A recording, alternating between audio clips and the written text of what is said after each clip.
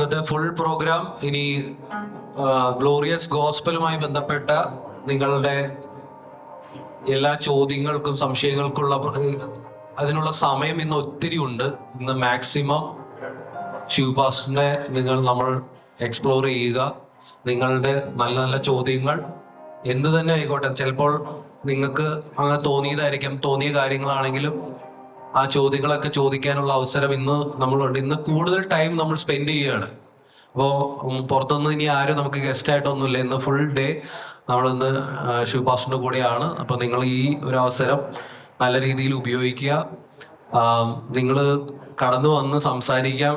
എല്ലാവർക്കും സംസാരിക്കാൻ ക്ലബ് ഹൗസിലേക്കുള്ള ആൾക്കാർക്ക് അറിയാം, ഏതൊരാൾ വന്നാലും ചോദിച്ചാൽ അവരായിട്ട് സംസാരിക്കുന്നതാണ്. അങ്ങനെ പ്രത്യേകിച്ച് പ്രോട്ടോക്കോളും ഒന്നുമില്ല. നിങ്ങൾക്ക് ചില ആൾക്കാർ എൻ്റെ അടുത്ത് വന്ന് അനുവാദം ചോദിച്ചിട്ട് സംസാരിച്ചോട്ടെ എന്നൊക്കെ ചോദിക്കുന്നുണ്ടായിരുന്നു. അങ്ങനെയുള്ളൊരു പ്രശ്നമില്ല. ഡയറക്റ്റ് നിങ്ങൾക്ക് ശിവചാനെ നേരിട്ട് സംസാരിക്കാനുള്ള അവസരമുണ്ട്. അപ്പോൾ ഇന്നത്തെ സെഷൻ ആരംഭിക്കുകയാണ്. സാൽവേഷൻ ഇൻകാർണേഷൻ എന്ന സെഷനാണ്. ഈ ടോപ്പിക്ക് നേരത്തെ ഞാൻ സ്വാഗതം ചെയ്തില്ല എന്നൊരു പരാതി പറഞ്ഞിരുന്നു. അതുകൊണ്ട് ഈ സെഷൻ കൈകാര്യം ചെയ്യുന്നത് നമുക്ക് ഏവർക്കും പ്രിയപ്പെട്ട ഷിബു പീഡിയക്കൽ പാസ്റ്ററാണ്. അദ്ദേഹത്തെ നിങ്ങളുടെ പേരിലും എൻ്റെ വ്യക്തിപരമായ പേരിലും ഈ സെഷനിലേക്ക് ഞാൻ സ്വാഗതം ചെയ്യുന്നു. എല്ലാവർക്കും കരകളടിച്ച് അദ്ദേഹത്തെ സ്വാഗതം ചെയ്യാം. Thank U.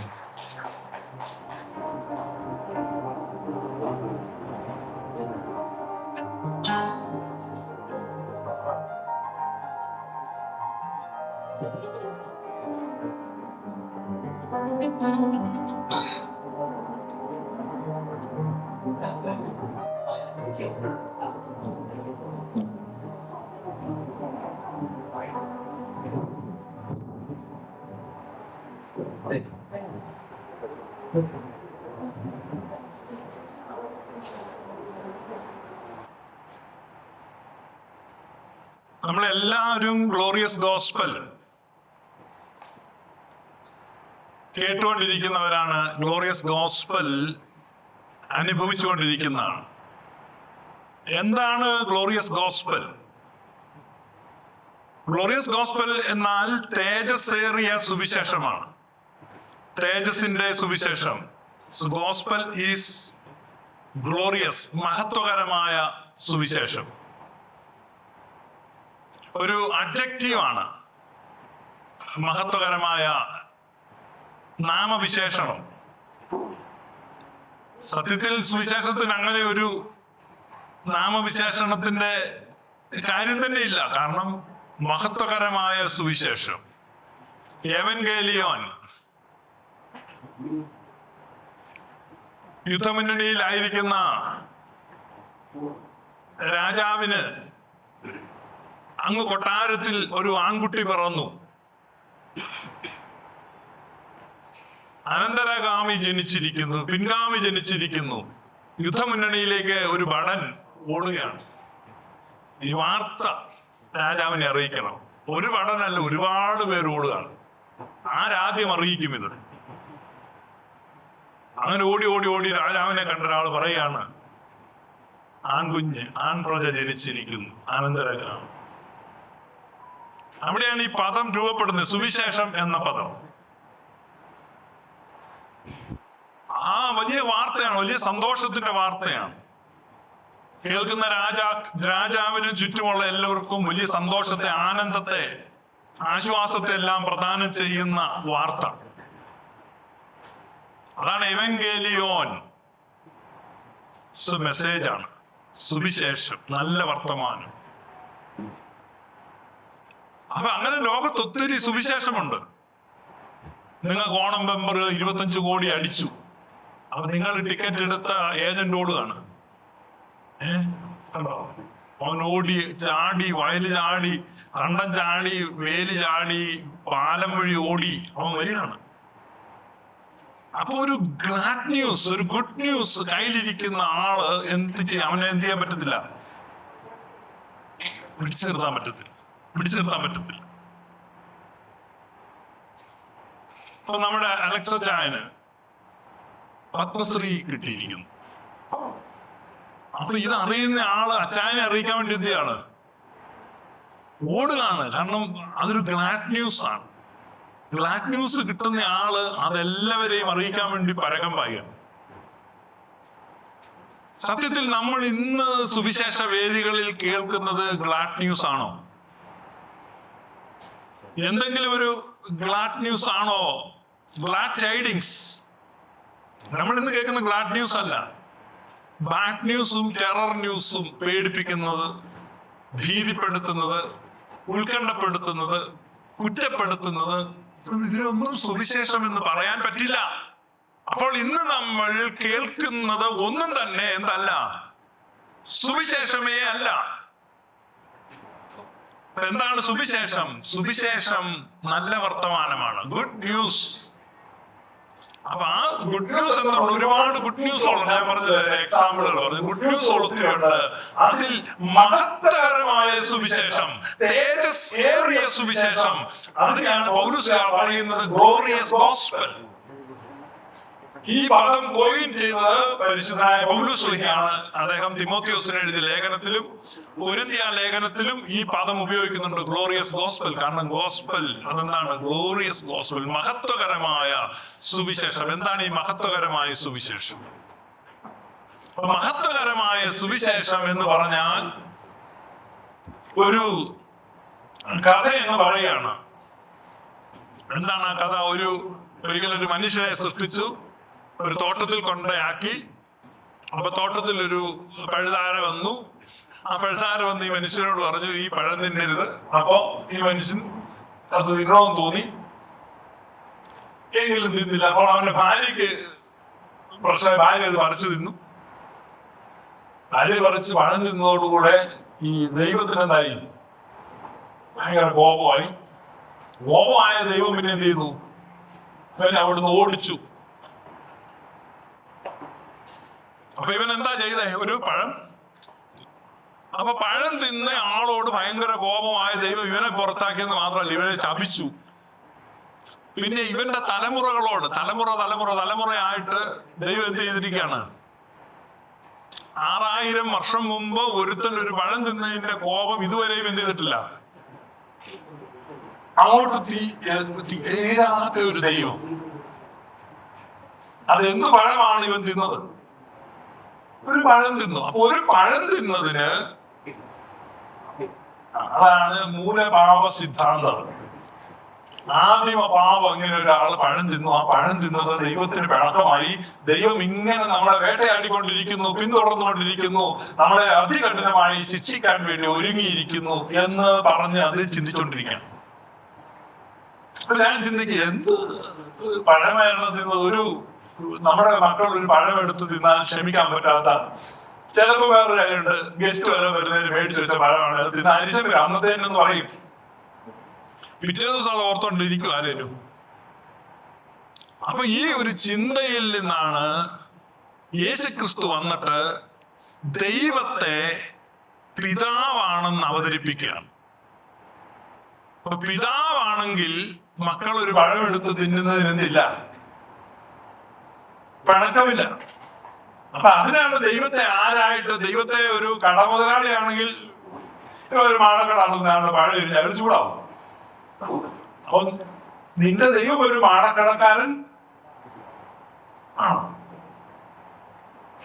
ആണോ?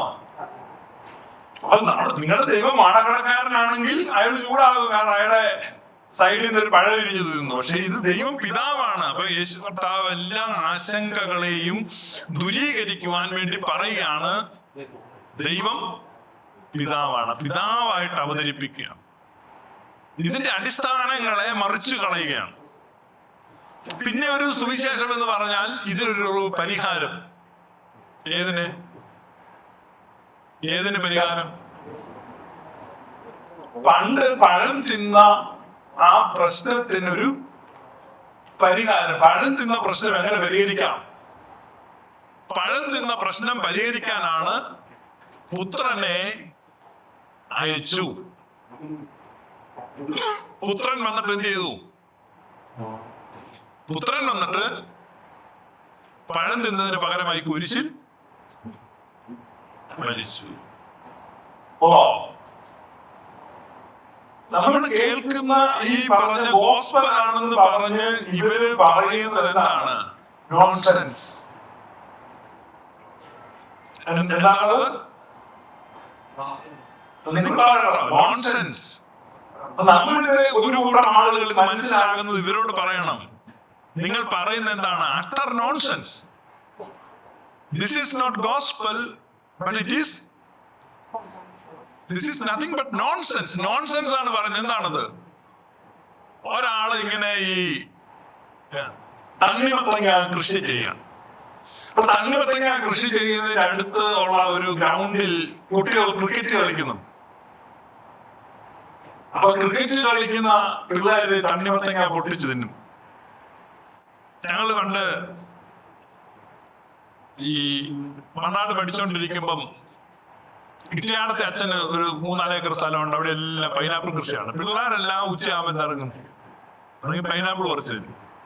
അച്ഛൻ അങ്ങനെ വിൽക്കാൻ പൈനാപ്പിൾ ഇല്ലാന്ന് പറഞ്ഞു. പിള്ളേര് പൈനാപ്പിൾ തരും. അപ്പൊ ഇതുകൊണ്ട് ഞാൻ പറഞ്ഞതെന്ന് വെച്ചാൽ ഈ പിള്ളേര് ക്രിക്കറ്റ് കളിച്ചു കഴിഞ്ഞ് ഈ തണ്ണിമത്തങ്ങ പൊട്ടിച്ചു തിന്നും.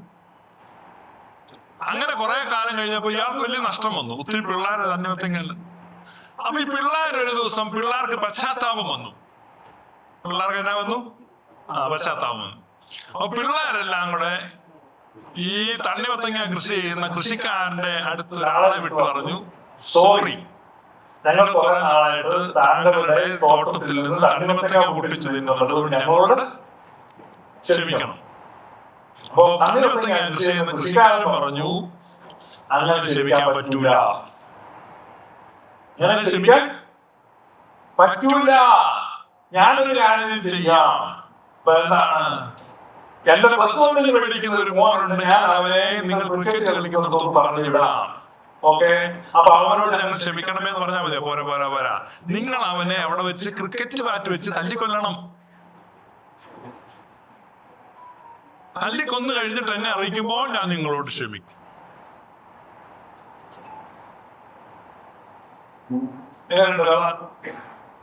ഇതല്ലേ ഈ ഒരു സുവിശേഷം എന്ന് പറയുന്നത്? ദൈവത്തിന് മനുഷ്യനോട് ക്ഷമിക്കുവാൻ തന്റെ പുത്രനെ മനുഷ്യൻ എന്ത് ചെയ്യണം? കൊല്ലണം. This is nonsense. ഇതാണ് ക്രിസ്ത്യാനിറ്റിയെ നശിപ്പിക്കുന്ന പ്രസംഗം. ഇതിനെതിരെ ക്രൈസ്തവർ എഴുന്നേറ്റ് നിന്ന് ചോദ്യം ചെയ്യണം. ഇത് യുക്തിഭദ്രമല്ല, തിരുവെഴുത്തിന് യോജിച്ചതല്ല, ഇത് തെറ്റാണ്. യേശുവിനെ കൊന്നപ്പോഴാണ് ദൈവത്തിന് ക്ഷമിക്കാൻ പറ്റുന്നത്.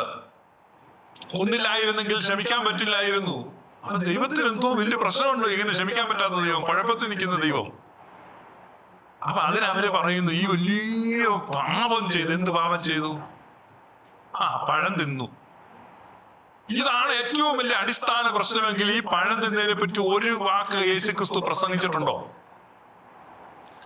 നിങ്ങൾ ബൈബിളിൽ നോക്കുക, ഒരു സിംഗിൾ പരാമർശം പോലും യേശുക്രിസ്തുവിൻ്റെതായിട്ട് ഈ പഴം തിന്നു എന്നതിനെ സംബന്ധിച്ചില്ല.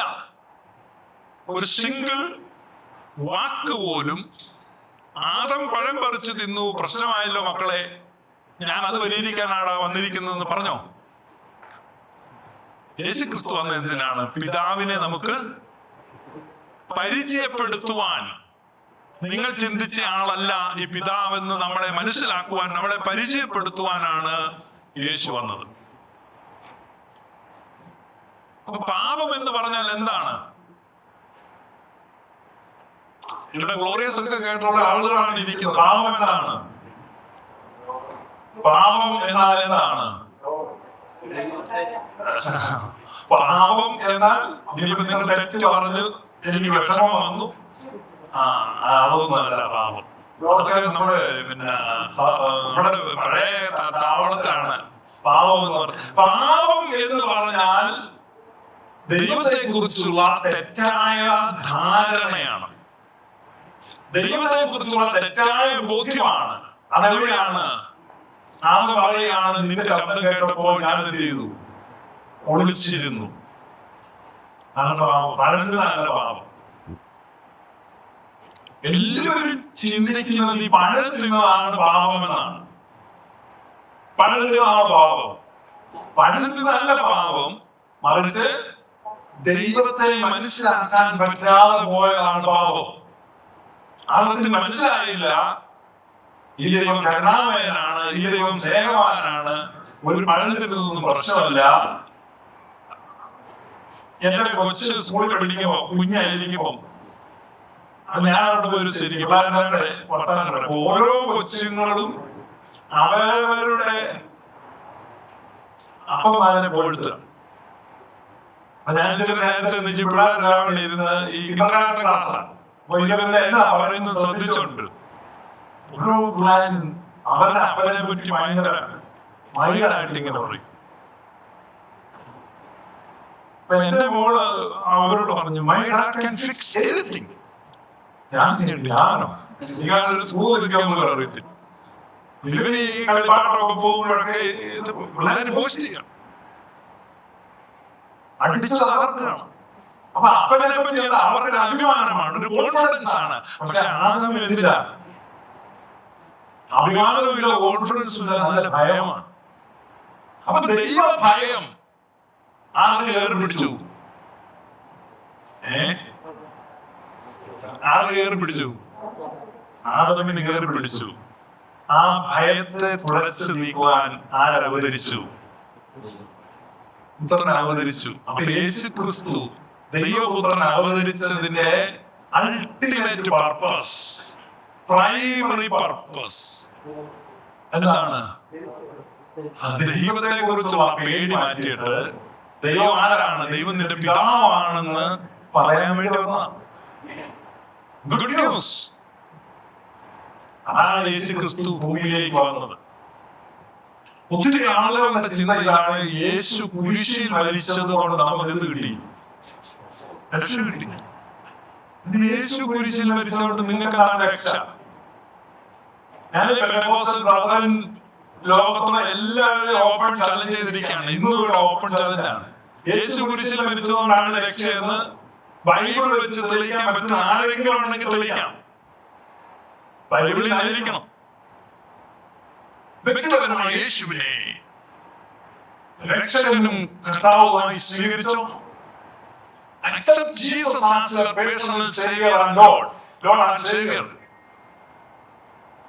വ്യക്തിപരമായി യേശുവിനെ കർത്താവ് രക്ഷകനുമായി സ്വീകരിക്കുക. ബൈബിളിൽ ഒരിടത്തും അങ്ങനെ ഒരു പ്രയോഗമില്ല.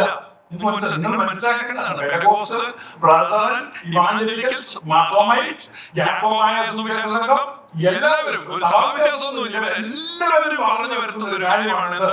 യേശുവിനെ നീ എന്ത് ചെയ്യണം? ലോർഡ് ആൻഡ് സേവിയർ ആയിട്ട് സ്വീകരിക്കണം. ഒരു സിംഗിൾ വാക്യം ബൈബിളിൽ കാണിച്ചു തരോ? അപ്പൊ ബൈബിളിൽ ഒരു സിംഗിൾ പരാമർശം പോലും ഇല്ലാത്ത ഈ കാര്യമാണ് ആധികാരികമായ ഒരു ഉപദേശമായിട്ട് കേരളത്തിൽ വിറ്റഴിക്കപ്പെടുന്ന ആളുകൾ മേടിച്ചുകൊണ്ടിരിക്കുക. ബൈബിൾ വിഹിത സഭ എന്നാ പറയുന്നത്. ബൈബിൾ വിഹിത, സുവിശേഷം വിഹിത സഭ എന്നൊക്കെ അവകാശപ്പെടുന്ന ബ്രദറന്മാരും പെന്തക്കോസ്തുകാരും നാടുന്നുള്ള പറയുകയാണ് അക്സെപ്റ്റ്. ഇനി പറയും നമ്മുടെ പ്രസംഗം കേട്ടവർ ഞങ്ങൾ അങ്ങനെ പറഞ്ഞിട്ടില്ല, അങ്ങനെ രക്ഷപ്പെടാൻ പറ്റില്ല. അവർ പറയുന്നതാണ് പേഴ്സണൽ സേവിയർ ആൻഡ് ലോർഡ്. വ്യക്തിപരമായ യേശുവിനെ കർത്താവും രക്ഷകനുമായി സ്വീകരിക്കണം. അങ്ങനെ ഒരു വാക്യം ബൈബിളിൽ ഇല്ല, അങ്ങനെ ഒരു പ്രയോഗം ബൈബിളിൽ ഇല്ല.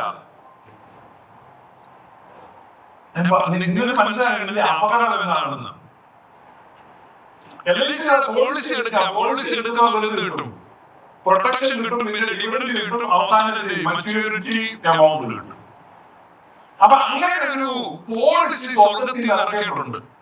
അന്ന് ഈ പെന്തക്കോസ്തുകാരും ഈ മാർത്തോമാ സുവിശേഷക്കാരും യാക്കോബായരുടെ എല്ലാ സെന്റ് പോൾസുകാരും ഒക്കെ വിൽക്കുന്നുണ്ട്. പോളിസി എവിടെ നിന്ന് എടുക്കണം? സെന്റ് പോൾസിൽ നിന്ന് എടുക്കാം, അല്ലെങ്കിൽ മാർത്തോമാ സുവിശേഷ സംഘത്തിൽ നിന്ന് എടുക്കാം, അല്ലെങ്കിൽ പെന്തക്കോസ്തുകാർ എല്ലാവരും വിൽക്കാൻ നടക്കട്ടെ. പോളിസി എടുക്കുക. ഈ പോളിസി എടുത്തു കഴിയുമ്പോൾ നമുക്ക് നല്ലൊരു സമാധാനം. അതാണ് യേശുവിനെ എന്തായി സ്വീകരിക്കുന്നത്? പേഴ്സണൽ സേവിയർ ആൻഡ് ലോർഡ് സ്വീകരിക്കും. ഈ കച്ചവടം നടത്തുന്നവർ ബൈബിളിൽ നിന്ന് കാണിക്കണം ഇതെവിടെയാ പറഞ്ഞിരിക്കുന്നത് ഇങ്ങനെ സ്വീകരിക്കാൻ.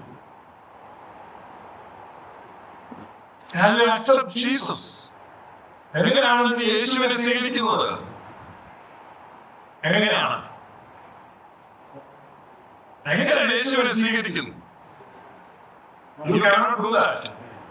കാരണം അവനിലല്ലോ നിങ്ങൾ ജീവിക്കുകയും ചരിക്കുകയും ഇരിക്കുകയും ചെയ്യുന്നത്. ക്രിസ്തുവിലാണ് നിങ്ങൾ ഇരിക്കുന്നത്. നിങ്ങൾ എങ്ങനെയാണ് ക്രിസ്തുവിനെ സ്വീകരിക്കുന്നത്? ക്രിസ്തുവിനെ എടുക്കാൻ പറ്റുമോ നമുക്ക്? ഒന്നും പറ്റില്ല. നമ്മൾ ക്രിസ്തുവിലാണ്. ഞാൻ എപ്പോഴും പറയുന്നൊരു എക്സാമ്പിൾ ഉണ്ട്. നമ്മൾ വിമാനത്തെ പോകുമ്പോ ഫ്ലൈറ്റിൽ ഇങ്ങനെ ഇരുന്ന് വിമാനം വടക്കോട്ട് പറക്കാണ്, നോർത്ത് ഡയറക്ഷനിലേക്ക് പറക്കാണ്.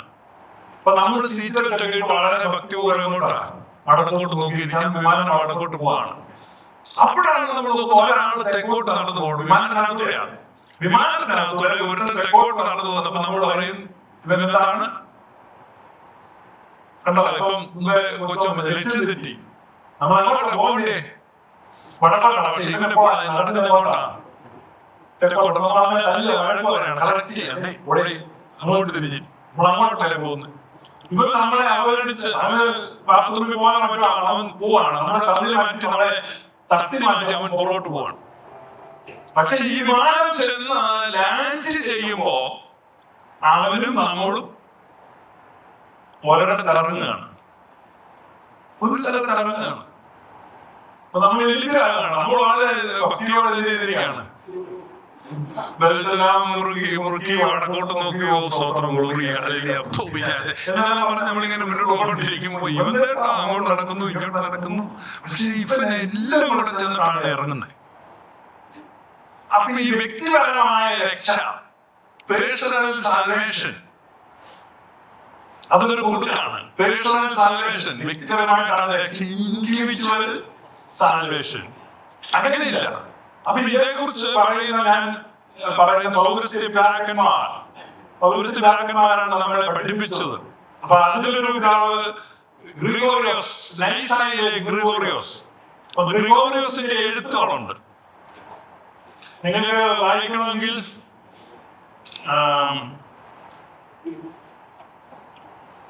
നിങ്ങൾക്ക് ഗൂഗിൾ ചെയ്ത് കഴിഞ്ഞാൽ കിട്ടും. On the making of humanity എന്ന അദ്ദേഹത്തിന്റെ ബുക്ക് നിങ്ങൾക്ക് കിട്ടും. On the making of humanity. ചിലർക്ക് അത് ട്രാൻസ്ലേറ്റ് ചെയ്തിരിക്കുന്നത് on the making of man എന്നാണ്. On the making of man. നമ്മൾ ജനുവരി 1 ഓർമ്മ ആചരിക്കുന്ന കപ്പദോക്യൻ പിതാക്കന്മാരിൽ ഒരാളാണ് നൈസായിലെ ഗ്രിഗോറിയോസ്. അപ്പൊ അദ്ദേഹം ഇതിനെ കുറിച്ച് പറയുന്നുണ്ട്. ഈ universal restoration is the true testimony of the scriptures. തിരുവെഴുത്തുകളുടെ യഥാർത്ഥ സാക്ഷ്യം സാർവത്രിക പുനഃസ്ഥാപനമാണ്. That is the true testimony of the scriptures. തിരുവെഴുത്തുകളുടെ യഥാർത്ഥമായ സന്ദേശം അതാണ്. തിരുവെഴുത്തുകളുടെ യഥാർത്ഥ സന്ദേശമല്ല കൊടുക്കുന്നത്, മറിച്ച് മറ്റു സന്ദേശങ്ങളാണ്. ഇന്നിപ്പോ ക്രിസ്ത്യാനിറ്റി, ലോകം മുഴുവൻ ഈ ക്രിസ്ത്യാനിറ്റി പ്രസംഗിക്കുമ്പോ എന്താണ് പറയുന്നത്? എങ്ങനെയാണ് രക്ഷ? യേശു കുരിശിൽ മരിച്ചോണ്ടല്ലേ. യേശു കുരിശിൽ മരിച്ചായിരുന്നല്ലോ. അപ്പൊ യേശു വന്നിട്ട് ഈ ജൂതന്മാര് കുരിശിക്കുന്നില്ലെന്ന് വെച്ചാണ്. അപ്പൊ യേശുവിനെ ജൂതന്മാരൊന്നും കുരിശിക്കുന്നില്ലെങ്കിൽ ഈ കമ്മട്ടിപ്പാടുന്ന സിനിമക്കകത്ത് വിനായകൻ വിളിക്കുന്നത് യേശു ഫോൺ വിളിക്കുകയാണ്, ഇതാവേ ഇവന്മാര് പറഞ്ഞിട്ടോ കുരിശിക്കുന്നില്ല. ഇവര് കുരിശിക്കുന്നില്ല, നമ്മുടെ കാര്യമെല്ലാം പൊളിഞ്ഞില്ലേ? യേശുവിനെ ഇവരങ്ങ് കുരിശിക്കുന്നില്ല, എന്ത് ചെയ്യും? അപ്പൊ യേശുവിനെ അവർ കുരിശിച്ചത് എന്തുകൊണ്ടാണ്? പൗലോസ് പറയാണ്, തേജസ്സിന്റെ കർത്താവിനെ അവർ അറിഞ്ഞില്ല. അടുത്തത്, അറിഞ്ഞിരുന്നെങ്കിൽ അവർ അവനെ ക്രൂശിക്കില്ലായിരുന്നു. So that was happened because of the ignorance of Jews. അപ്പോൾ യഹൂദന്മാരുടെ അറിവില്ലായ്മയാണ് അത് സംഭവിച്ചത്. അപ്പൊ എന്താണ് ഈ സാൽവേഷൻ അല്ലെങ്കിൽ രക്ഷ എന്ന് പറഞ്ഞാൽ? മുഴുവൻ മനുഷ്യവർഗത്തിന്റെയും രക്ഷയാണ്. ഗ്രിഗറി ഓഫ് നൈസയുടെ, അപ്പൊ ഗ്രിഗറി ഓഫ് നൈസ പ്രധാനമായിട്ടും 4 സ്റ്റേറ്റ്മെന്റ് പറഞ്ഞിട്ടുണ്ട്. ഓൺ ദ മേക്കിംഗ് ഓഫ് മാൻ എന്നുള്ള ബുക്ക് നിങ്ങൾക്ക് ഗൂഗിൾ ചെയ്താൽ കിട്ടും. നമ്മുടെ ഓൺ ദ ഇൻകാർണേഷൻ എന്നുള്ള അത്തനേഷ്യസിന്റെ റൈറ്റിംഗ് പോലെ നിങ്ങൾക്ക് വായിക്കാൻ പറ്റിയൊരു റൈറ്റിംഗ് ആണ്. അപ്പൊ അത് 4 സ്റ്റേറ്റുകൾ ഞാൻ പറയാം. അപ്പൊ മനുഷ്യ സൃഷ്ടിയെ പറ്റി ഇപ്പം നമ്മുടെ കൊച്ചുമാൻ ഇവിടെ ഇരിപ്പുണ്ട്. കൊച്ചുമാൻ ഞാനും ഒക്കെ പെന്തക്കോസ്തിലായിരുന്നു. ഇവിടത്തെ പല ആളുകളും അങ്ങനെ ആയിരുന്നു. ഇവിടെ ഒരു പ്രശ്നം എന്താന്ന് ചോദിച്ചാൽ, പെന്തക്കോസ്തൽ ആളുകൾ പ്രസംഗിക്കുന്ന സുവിശേഷം തന്നെയാണ് ആര് പ്രസംഗിക്കുന്നത്? യാക്കോബായക്കാരും മാർത്തോമാക്കാരും ഒക്കെ. ഇന്നലെ വൈകിട്ട് മണനാട് പള്ളിയിൽ നിന്ന് ഒരു മെത്രാച്ചൻ പ്രസംഗിക്കുന്ന ക്ലാസിക്കൽ പെന്തക്കോസ്റ്റൽ പ്രസംഗം ഫേസ്ബുക്കിൽ കണ്ടു. അപ്പൊ ട്രൂത്ത് ശരിക്കും ഈസ്റ്റേൺ ഗോസ്പൽ അല്ലെങ്കിൽ ഗ്ലോറിയസ് ഗോസ്പൽ ഇവർ പ്രസംഗിക്കുന്നില്ല. അപ്പൊ അതുകൊണ്ട് പെന്തക്കോസ്റ്റൽ സുവിശേഷം എന്ന് ഞാൻ പറയുമ്പോ അത് പെന്തക്കോസ്തുകാരെ കുറിച്ചല്ല പറയുന്നത്, നിങ്ങൾ മനസ്സിലാക്കണം. ആ ഗോസ്പല് പറയുന്ന എല്ലാവരുടെയും കാര്യം പറയും, മനസ്സിലായി? സ്ട്രിക്റ്റ്ലി ആ ഒരു വിഭാഗക്കാരെ കുറിച്ചല്ല. അപ്പൊ അതുകൊണ്ട് എന്താ പറയുന്നേ? എന്തോ പ്രശ്നം വല്ലതും ഉണ്ടോ? അങ്ങനെയല്ലേ? ആ, അതുകൊണ്ട് ദൈവം ബ്യൂട്ടിഫുൾ ഇമേജറി ആണ് ഉൽപ്പത്തി പുസ്തകത്തിൽ. ഞാൻ പറഞ്ഞു, നമുക്ക് മനസ്സിലാക്കാൻ ഒത്തിരി കാര്യങ്ങള് ഉൽപ്പത്തി പുസ്തകത്തിൽ എഴുതിയിട്ടുണ്ട്. ആ ഇമേജ് ഒക്കെ എന്താ ഉദ്ദേശിക്കുന്നത് നമ്മൾ ഒന്ന് മനസ്സിലാക്കുക. അപ്പൊ ദൈവത്തിന്റെ സൃഷ്ടി വിവരണം കൊടുക്കുകയാണ്. സൃഷ്ടി വിവരണം കൊടുക്കുമ്പോൾ ദൈവം ജലത്തിൽ ജലജീവികളെ സൃഷ്ടിക്കുകയാണ്. അപ്പം മത്സ്യങ്ങൾ ഉണ്ടാകട്ടെ എന്ന് കൽപ്പിച്ചു. God spoke to the water. ദൈവം വെള്ളത്തോട് പറഞ്ഞതിനകത്ത് മത്സ്യങ്ങൾ ഉണ്ടാകട്ടെ. അതിനകത്ത് മുഴുവൻ എന്തുണ്ടായി? മത്സ്യങ്ങൾ ഉണ്ടായി. ദൈവം വായുവിനോട് പറയുകയാണ് അവിടെ പറവകൾ ഉണ്ടാകട്ടെ. അവിടെ എല്ലാം പറവകൾ ഉണ്ടായി. ദൈവം മണ്ണിനോട് പറയുകയാണ് മണ്ണിൽ നിന്ന് എന്തുണ്ടാകട്ടെ? വിത്തുള്ള സസ്യങ്ങൾ മുളച്ചു വരട്ടെ. അത് മുളച്ചു വരികയാണ്. പിന്നെ ദൈവം മനുഷ്യനെ സൃഷ്ടിക്കുകയാണ്. മത്സ്യങ്ങളെ സൃഷ്ടിക്കുവാൻ, ജലജീവികളെ സൃഷ്ടിക്കുവാൻ ദൈവം വെള്ളത്തോട് സംസാരിച്ചു. ചെടികളെയും മരങ്ങളെയും സൃഷ്ടിക്കുവാൻ മണ്ണിനോട് സംസാരിച്ചു. പറവകളെ സൃഷ്ടിക്കുവാൻ വായുവിനോട് സംസാരിച്ചു. പക്ഷെ ദൈവം മനുഷ്യനെ സൃഷ്ടിക്കാൻ സമയത്ത് ദൈവം ആരോട് സംസാരിച്ചു? ദൈവം മണ്ണിനോടും സംസാരിച്ചില്ല, വെള്ളത്തോടും സംസാരിച്ചില്ല, വായുവിനോടും സംസാരിച്ചില്ല. God spoke themselves. Let us make man. നമുക്ക് മനുഷ്യനെ സൃഷ്ടിക്കാം. ദൈവം പറയുകയാണ് നമുക്ക് മനുഷ്യനെ സൃഷ്ടിക്കാം. മത്സ്യത്തെ സൃഷ്ടിച്ചതുപോലെയല്ല. മത്സ്യത്തെ സൃഷ്ടിക്കുക പറയുന്നത് വെള്ളത്തോടാ പറയുന്നത്. കാരണം water is the source and environment of the fish. വെള്ളത്തിൽ നിന്ന് ഈ മീനെ എടുത്ത് പുറത്തു കൊണ്ടുവന്ന് എന്ത് ചെയ്യും? ചത്തു. അതുകൊണ്ട് വെള്ളമാണ് അതിന്റെ സോഴ്സ്. വെള്ളത്തിലാണ് ആ മീനുള്ളത്. മണ്ണിലാണ് മരം നിൽക്കുന്നത്. മണ്ണിൽ നിന്ന് അതിനെ പിഴുതു മാറ്റിയാൽ എന്ത് സംഭവിക്കും? മരം ചത്തുപോകും. വായുവിലാണ് പക്ഷികൾ പറക്കുന്നത്. വായുവിൽ നിന്ന് മാറ്റിയ പക്ഷികൾ ചത്തുപോകും. മനുഷ്യനെ സൃഷ്ടിക്കുമ്പോൾ ദൈവം പറയുകയാണ് നമുക്ക് മനുഷ്യനെ സൃഷ്ടിക്കാം. അപ്പൊ ദൈവത്തിന്റെ അകത്താണ് ആരെ സൃഷ്ടിച്ചത്? മനുഷ്യനെ സൃഷ്ടിച്ചത് എന്ന് പറഞ്ഞാൽ source of man is God. വെള്ളം മത്സ്യത്തിന് എങ്ങനെയാണോ, മണ്ണ് മരത്തിന് എങ്ങനെയാണോ, വായു പക്ഷികൾക്ക് എങ്ങനെയാണോ, അങ്ങനെയാണ് മനുഷ്യന് ദൈവം. കാരണം ദൈവത്തിലാണ് അവൻ രൂപപ്പെട്ടത്. ദൈവത്തിൽ സൃഷ്ടിക്കപ്പെട്ടു. ദൈവത്തിന്റെ ഛായയിലും പ്രതിരൂപത്തിലും ഒക്കെ അവൻ സൃഷ്ടിക്കപ്പെട്ടു. അപ്പോൾ ദൈവത്തിൽ നിന്ന് അവൻ അകന്നാൽ അവൻ എന്ത് ചെയ്യും? അപ്പൊ മരണം എന്ന് വിവക്ഷിക്കുന്ന എന്താണ്? ദൈവത്തിൽ നിന്ന് അകലുന്നതാണ്, ദൈവത്തിൽ നിന്ന് മാറുന്നതാണ്. അവിടെയാണ് ആദം പുറംതിരിഞ്ഞു നിന്നു എന്ന് എഴുതി വെച്ചിരിക്കുന്നത്. ഇത് ലിറ്ററലി പുറംതിരിഞ്ഞു നിന്നല്ല, അതൊരു ഇമേജറിയാണ്. ദൈവത്തെ മനസ്സിലാക്കാൻ പറ്റുന്നില്ല. ഞാനൊരിക്കല് അമേരിക്കയിലോട്ട് പോകുമ്പോ ഈ എമിറേറ്റ്സിന്റെ ഫ്ലൈറ്റിലാണ്. അപ്പൊ അവിടെ എന്തോ യുദ്ധമോ കാര്യമുണ്ടോ, കുറെ വർഷങ്ങൾക്ക് മുമ്പാണ്. ഞാൻ സാധാരണ വിമാനത്തിൽ ഇരുന്നാൽ ഈ സിനിമ വെച്ച് കണ്ടോണ്ടിരിക്കത്തില്ല, ഈ മാപ്പ് ഇങ്ങനെ നമ്മുടെ ഫ്രണ്ടിൽ കാണിക്കില്ല, അതിങ്ങനെ ഓൺ ചെയ്ത് അതേ നോക്കിക്കൊണ്ടിരിക്കും. ഞാൻ ചുമ്മാ നോക്കിയപ്പോ ഈ ഫ്ലൈറ്റ് ഇങ്ങനെ നോർത്ത് പോളിലോട്ട് പോകുന്നു. സാധാരണ പോകാത്ത റൂട്ടാണ്, ആ റൂട്ടിൽ കൂടെ എന്താണ് ഇത് പോകുന്നത്?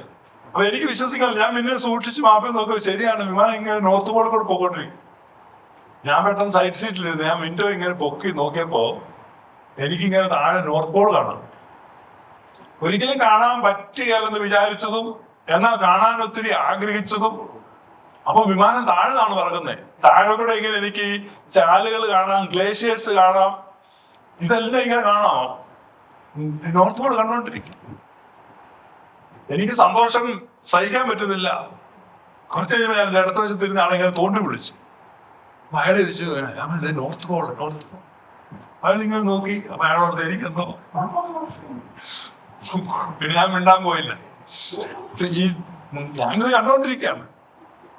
ജീവിതത്തിൽ അസുലഭ അവസരമല്ലേ ഇത് കാണണ്ടേ? മിക്കവരും വിൻഡോ കാത്തു വെച്ചിരിക്കുക. ചിലർ സിനിമ കാണുന്നു, ചിലർ ഉറങ്ങുന്നു, ചിലർ ഫുഡ് വല്ലതും കിട്ടുമെന്ന് നോക്കുന്നു. ഇങ്ങനെയൊക്കെ പല പരിപാടിയാണ്. എനിക്ക് തോന്നുന്ന വിമാനത്തിൽ ഇത് കണ്ട് ആസ്വദിച്ച് ഞാനേ ഉള്ളൂ. പക്ഷെ ഇവരെല്ലാം അതിന്റെ മുകളിൽ കൂടിയാ പോയത്. ശരിയാണോ? എല്ലാവരും അതിന്റെ മുകളിൽ കൂടിയാ പോയത്. അതുപോലെ ഈ സുവിശേഷ പ്രഘോഷണം എന്ന് പറഞ്ഞാൽ അടുത്തിരിക്കുന്നവനെ തോണ്ടി നോർത്ത് പോൾ എന്ന് പറയുന്നതാണ്. എന്ന് പറഞ്ഞാൽ അവൻ നോക്കിയാലും നോക്കിയില്ലെങ്കിലും അവനെ മുകളിലോട്ട് പോവാ, വേണേ എൻജോയ് ചെയ്യാം. അപ്പൊ നമ്മുടെ ഈ ചെറിയ ഒരു ജീവിതം, ഗോസ്പൽ എന്ന് പറഞ്ഞാൽ എന്താണ്? ഞാൻ ആദ്യം പറഞ്ഞത് സുവിശേഷമാണത്, ഗുഡ് ന്യൂസ് ആണ്. ഈ ഗുഡ് ന്യൂസ് എന്ന് പറയാണ്, ഒരു ഗ്രാമത്തിൽ ഇങ്ങനെ ഒരു കടുവ മേനീറ്റർ. ഈ കടുവയാണെങ്കിൽ അങ്ങനെ ഇരിക്കുമ്പോൾ ചില ആളുകൾ എന്ത് ചെയ്തോണ്ടിരിക്കും, ഇങ്ങനെ പിടിച്ചോണ്ട് പോകും. അപ്പൊ ഗ്രാമവാസികൾക്കെല്ലാം പേടിയാണ്, ഇവരെല്ലാം ഭയത്തിലാണ്. അപ്പൊ അവരെല്ലാം സന്ധ്യ കഴിഞ്ഞാൽ പുറത്തിറങ്ങുന്നില്ല, വളരെ കെയർഫുൾ ആയിരിക്കണം. ഇങ്ങനെ അങ്ങനെ ഇരിക്കുമ്പോ ആ ഗ്രാമത്തിലൊരു കടുവാ വേട്ടക്കാരൻ വന്നു. അപ്പൊ ഗ്രാമത്തിന്റെ അതിർത്തിയിൽ താമസിക്കുന്ന ഒരാളെ ഇയാളെ കണ്ടുള്ളൂ. ഇയാൾ വന്നു, ഈ ആളെ പരിചയപ്പെട്ടു. അന്ന് തന്നെ ഈ കടുവ ഗ്രാമത്തിൽ ഇറങ്ങി. ഇയാൾ ആ കടുവയെ കൊന്നു. മറ്റേ ആള് സാക്ഷിയാണ്. ഈ കടുവയെ തോലൊക്കെ എടുക്കാമെന്ന് പറഞ്ഞ് ഇയാൾ ആ കടുവയുമായിട്ട് അങ്ങ് പോയി. പിറ്റേ ദിവസം നേരം എടുക്കുമ്പോ എന്താ സംഭവിക്കുന്നേ? അപ്പൊ എന്താണ് ഈ സംഭവിക്കുന്നത്? നിങ്ങളത് പറ. ആ കടുവയെ കൊന്നു എന്ന് ഇയാൾ രാവിലെ തൊട്ട് ആളുകളോട് പറയാൻ തുടങ്ങും. ആരും വിശ്വസിക്കോ?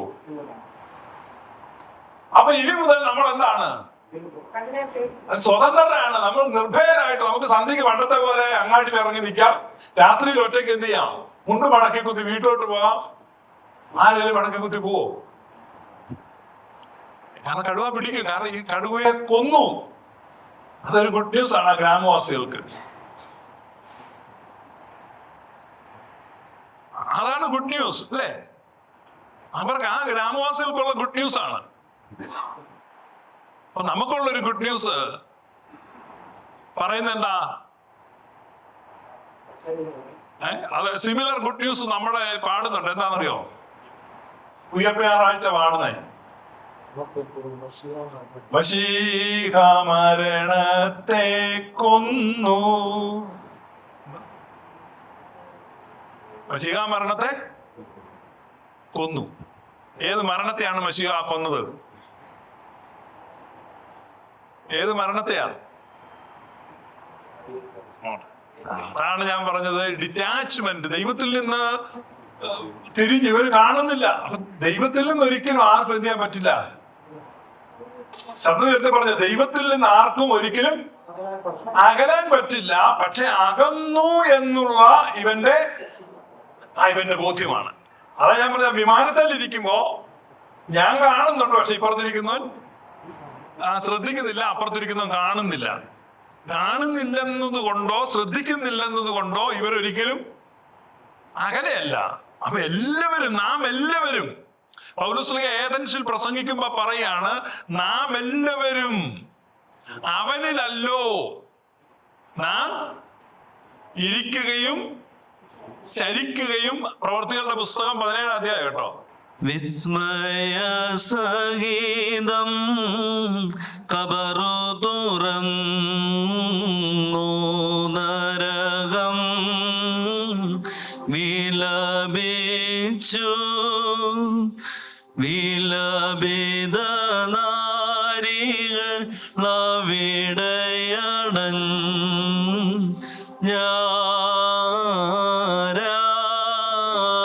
ഞാരാഞ്ഞോ കർത്തൻ തന്നോടെ ദേഹത്തെ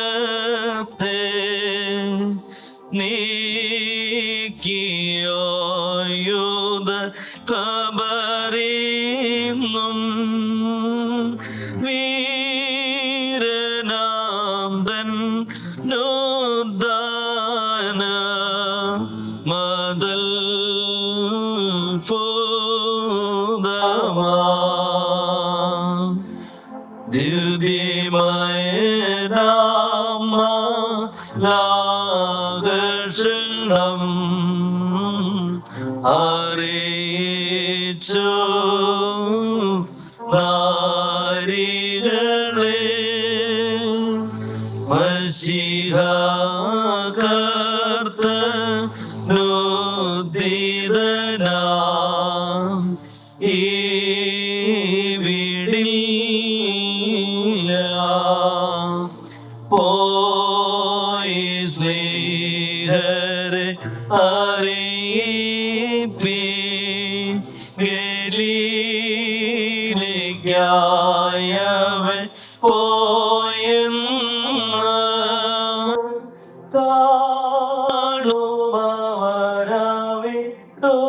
കാണുമവരാവിടുദാന മദൽ ഭൂതമാ. താങ്ക് യു അച്ഛാ. ഈ അച്ഛന് നമ്മുടെ കൂടെ വരുമ്പം അച്ഛൻ ഒരു പട്ടവും ഇല്ലായിരുന്നു കേട്ടോ, വെറും അൽമാനായിട്ടാണ്. അപ്പൊ അച്ഛൻ നമ്മുടെ കൂടെ നടന്നാണ് ഓരോ സ്റ്റെപ്പ് പട്ടവും മേടിച്ചിപ്പം അച്ഛനായതുകൊണ്ട് അച്ഛൻ has a better glorious understanding what is true gospel, what is eastern gospel എന്നറിയുന്ന ഒരച്ഛൻ. ഇതുപോലെയുള്ള അച്ഛന്മാര് നമുക്ക് ഒരുപാടുണ്ടാകണം. ശരിക്കും എന്താണ് പൗരസ്ത്യ പിതാക്കന്മാർ പഠിപ്പിച്ചതെന്ന് ബോധ്യമുണ്ട്. അപ്പൊ ഈ കടുവയെ കൊന്നു, മശിഹാ മരണത്തെ കൊന്നു. ഈ കടുവയെ അയാൾ കൊന്നു, ആ നാട്ടുകാർ അറിഞ്ഞില്ല. അപ്പൊ ഒരുത്തൻ അറിഞ്ഞില്ല, ഈ ന്യൂസ് എന്ത് ചെയ്തില്ല, അറിഞ്ഞില്ലാത്തവന്റെ വീട്ടിൽ കടുവ വരുമോ? ഇനി വേറൊരുത്തൻ ഇത് വിശ്വസിച്ചില്ല. ഈ കടുവയെ കൊന്നു, ഇവൻ ചായക്കട എവിടാണോ പറയാതെ എന്ന് പറഞ്ഞ അവനെ കടുവ പിടിക്കോ? കടുവ ഉണ്ടോ അവിടെ? അപ്പൊ മശിഹ മരണത്തെ കൊന്നാൽ പിന്നെ ആരെങ്കിലും പിടിക്കുവോ? അപ്പൊ മശിഹ മരണത്തെ കൊന്നു എന്ന് പറയുമ്പോ പിന്നെ ഈ സുവിശേഷ പ്രചാരകരെ ആളുകളെ പേടിപ്പിക്കുന്നതിനാണ്. അപ്പൊ ഗുഡ് ന്യൂസ് അല്ല ഇവർ പറയുന്നത്. ഞാൻ പറഞ്ഞോ, അത് അവര് പറയുന്നത് ഗുഡ് ന്യൂസ് അല്ല. ഗുഡ് ന്യൂസ് ആണെങ്കിൽ അത് കഴിഞ്ഞു, സംഭവം കഴിഞ്ഞു, കൊന്നു കഴിഞ്ഞു. താൻ ഇവിടെ പാടുന്നത് മശിഹ മരണത്തെ കൊന്നത് പിന്നെ ഇച്ചിരായോടെ ചാകാറുണ്ട്. പണ്ടൊക്കെ ഉണ്ട് ഈ പാമ്പിന് തല്ലി കൊന്നു കംപ്ലീറ്റ് ചാകാതെ ഇങ്ങനെ ഇരിക്കുന്നു. അടുത്ത് ചെന്നാൽ അങ്ങനെയാണോ? മശിഹ മരണത്തെ കൊന്നു എന്നുള്ള ഒരൊറ്റ സ്റ്റേറ്റ്മെന്റ് ആണ്. അപ്പൊ ആ സുവിശേഷം പറയാതെ വേറെ വിശേഷങ്ങൾ പറഞ്ഞ് ആളുകളെ ഭയപ്പെടുത്തുകയാണ്.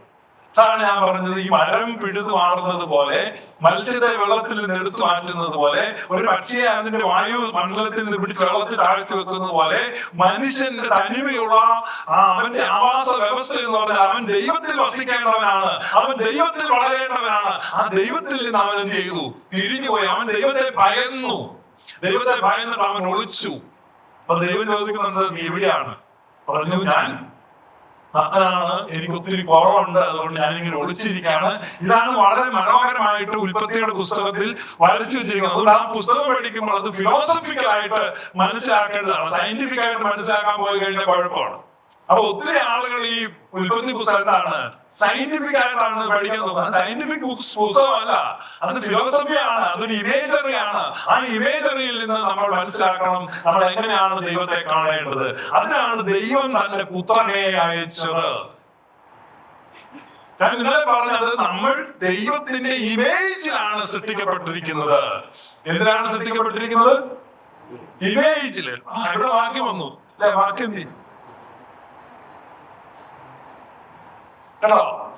For in him we live and move and have our being, as certain also of your own voice have said, for we are also his offspring. പൗലോസ് ആരോടാ പ്രസംഗിക്കുന്നേ? പൗലോസ് ആരോടാ പ്രസംഗിക്കുന്നേ? യഹൂദന്മാരോടാണോ? അല്ലാതെ ഏതൻസിൽ ആരോടല്ല പ്രസംഗിക്കുന്നേ? ഏതൻസിലെ തത്വചിന്തകന്മാരോട്, ഗ്രീക്ക് തത്വചിന്തകന്മാരോട് പറയുമ്പോൾ പൗലോസ് പറയാണ്, നിങ്ങളുടെ കവിവരന്മാരിൽ ചിലർ നാം അവന്റെ സന്താനമല്ലോ എന്ന് പറഞ്ഞിരിക്കുന്നു. അതിനെ എൻഡോഴ്സ് ചെയ്യാണ്. നിങ്ങൾ, അതായത് നാം എല്ലാവരും ദൈവത്തിന്റെ മക്കളാണ്. അതായത് യഹൂദനല്ല, യവനനല്ല, ബർബരനല്ല, ജ്ഞാനിയല്ല, ശകനല്ല, ദാസനല്ല, സ്വതന്ത്രനല്ല. There is no difference. We all are children of God. നാം എല്ലാവരും ദൈവത്തിന്റെ മക്കളാണ്. കാരണം അവനിലല്ലോ നാം ജീവിക്കുകയും ചരിക്കുകയും ഇരിക്കുകയും ചെയ്യുന്നത്. അപ്പൊ നിങ്ങൾ എവിടെ ഇരിക്കുന്നേ? You are in God. നിങ്ങളെ സൃഷ്ടിച്ചത് എവിടെയാ? മീനിനെ വെള്ളത്തിൽ സൃഷ്ടിച്ചതുപോലെ നിങ്ങളെ ദൈവത്തിൽ സൃഷ്ടിച്ചിരിക്കുന്നു. ഇപ്പൊ നിങ്ങൾ എവിടെയാ? ദൈവത്തിലാണ്. പക്ഷെ ആ ദൈവത്തിലാണെന്നുള്ളത് നിങ്ങൾക്ക് മറ്റേ ഞാൻ പിന്നെ നോക്കിയില്ലേ, അത് നിങ്ങൾക്ക് അറിയാൻ പറ്റുന്നില്ല. അതുകൊണ്ട് നിങ്ങൾ ദൈവത്തിലാണ് എന്നുള്ളത് ഗോസ്പലാണ്. ആര് എന്ന് പറഞ്ഞേ? പൗലോസ്. അല്ലാതെ നിങ്ങൾ സർട്ടൻ കാര്യങ്ങൾ ചെയ്താൽ ഞാൻ നിങ്ങളെ ദൈവത്തിലാക്കാൻ ശ്രമിക്കാം. ഞാൻ പറഞ്ഞു മനസ്സിലായോ? ഇപ്പൊ സാധാരണ ഇപ്പൊ പറഞ്ഞത് നിങ്ങൾ യേശുവിനെ സ്വീകരിക്കാം. ഒരു ടിപ്പിക്കൽ ഒരു പെന്തക്കോസ്റ്റൽ കൂട്ടായ്മയിൽ കൂടി കഴിഞ്ഞാൽ നിങ്ങൾ യേശുവിനെ സ്വീകരിക്കാം, അവൻ യേശുവിനെ സ്വീകരിക്കും. അവൻ പറയും നീ സ്നാനപ്പെടും, അവൻ സ്നാനപ്പെടും. സ്നാനപ്പെട്ട് പറയും നീ കാത്തിരിക്കും, അവൻ കാത്തിരിക്കും. പരിശുദ്ധാത്മാവ് വരട്ടെ, വന്നു. അന്യഭാഷ നീ പറയണം, അതും പറഞ്ഞു. അത് അടുത്ത ആഴ്ചയിൽ ഓക്കെ ആയിട്ടില്ല, അപ്പൊ പിന്നെ സമർപ്പിക്കുക, കഴുകൽ പ്രാപിക്കുക. ഇങ്ങനെ ഒരു 30 വർഷം പിന്നെ നീ ദശാംശം കൊടുത്തു, അതും കൊടുത്തു. പിന്നെ കൂട്ടായ്മയ്ക്ക് വരണം, കൂട്ടായ്മയ്ക്ക് പോയി, ബൈബിൾ ക്ലാസ്സിന് പോയി. ഇങ്ങനെ ഇതെല്ലാം പോയി ഒരു 30 വർഷം കണ്ടിന്യൂസ് ഈ പ്രോസസ് എല്ലാം ചെയ്ത് കഴിഞ്ഞ് 31ാമത്തെ വർഷവും ഈ പാസ്റ്റർ ഇവരോട് പറയും എന്തുണ്ട്, ഫോണുണ്ട്, ഇവരെന്ത് രക്ഷപ്പെടും, ഇവരെന്ത് ശ്വാസം വിടും. അപ്പൊ ഇവരെ ഇങ്ങനെ അടിമയാക്കാനാണ് ഇതിനല്ലല്ലോ കർത്താവ് വന്നത്. കർത്താവ് വന്നത് ഒരു വൺ ടൈം ആക്ടിന് വേണ്ടിയാണ്. ആ ആക്ട് മനുഷ്യനെ ദൈവത്തോട് ചേർത്ത് വെക്കാൻ, ദൈവത്തെ കാണിക്കാൻ. ദൈവത്തെ കാണാൻ പറ്റുന്നില്ല, എന്ത് ചെയ്തിരിക്കുന്നു? ഒളിച്ചോടിയിരിക്കുന്നു. അപ്പൊ അവിടെയാണ് ദൈവം അൻസീൻ. ഇന്നലെ നമ്മൾ പറഞ്ഞു അൻസീൻ ആയിട്ട് അദൃശ്യനായ ദൈവം, പിന്നെ ദൂരസ്ഥനായ ദൈവം, പിന്നെ സ്പർശിക്കാൻ പറ്റാത്ത ദൈവം, ഇങ്ങനെ നമുക്ക് എത്തിപ്പിടിക്കാൻ പറ്റാത്ത ദൈവം എവിടെയോ ഇരിപ്പുണ്ട്. ആകാശ ഭീകരൻ ദൈവം. എല്ലാ ഒരു 95% ആളുകൾക്ക് ദൈവം ആരാണ്? ആ വാക്ക് നിങ്ങൾ ഉപയോഗിക്കണം, ആകാശ ഭീകരൻ. അപ്പൊ നിങ്ങളുടെ ആകാശങ്ങളിൽ ഇരിക്കുന്ന ഞങ്ങളുടെ ഭീകര, അങ്ങനെയാണോ നമ്മൾ പ്രവർത്തിക്കുന്നത്? എന്താ നിങ്ങൾ ആകാശങ്ങളിലുള്ള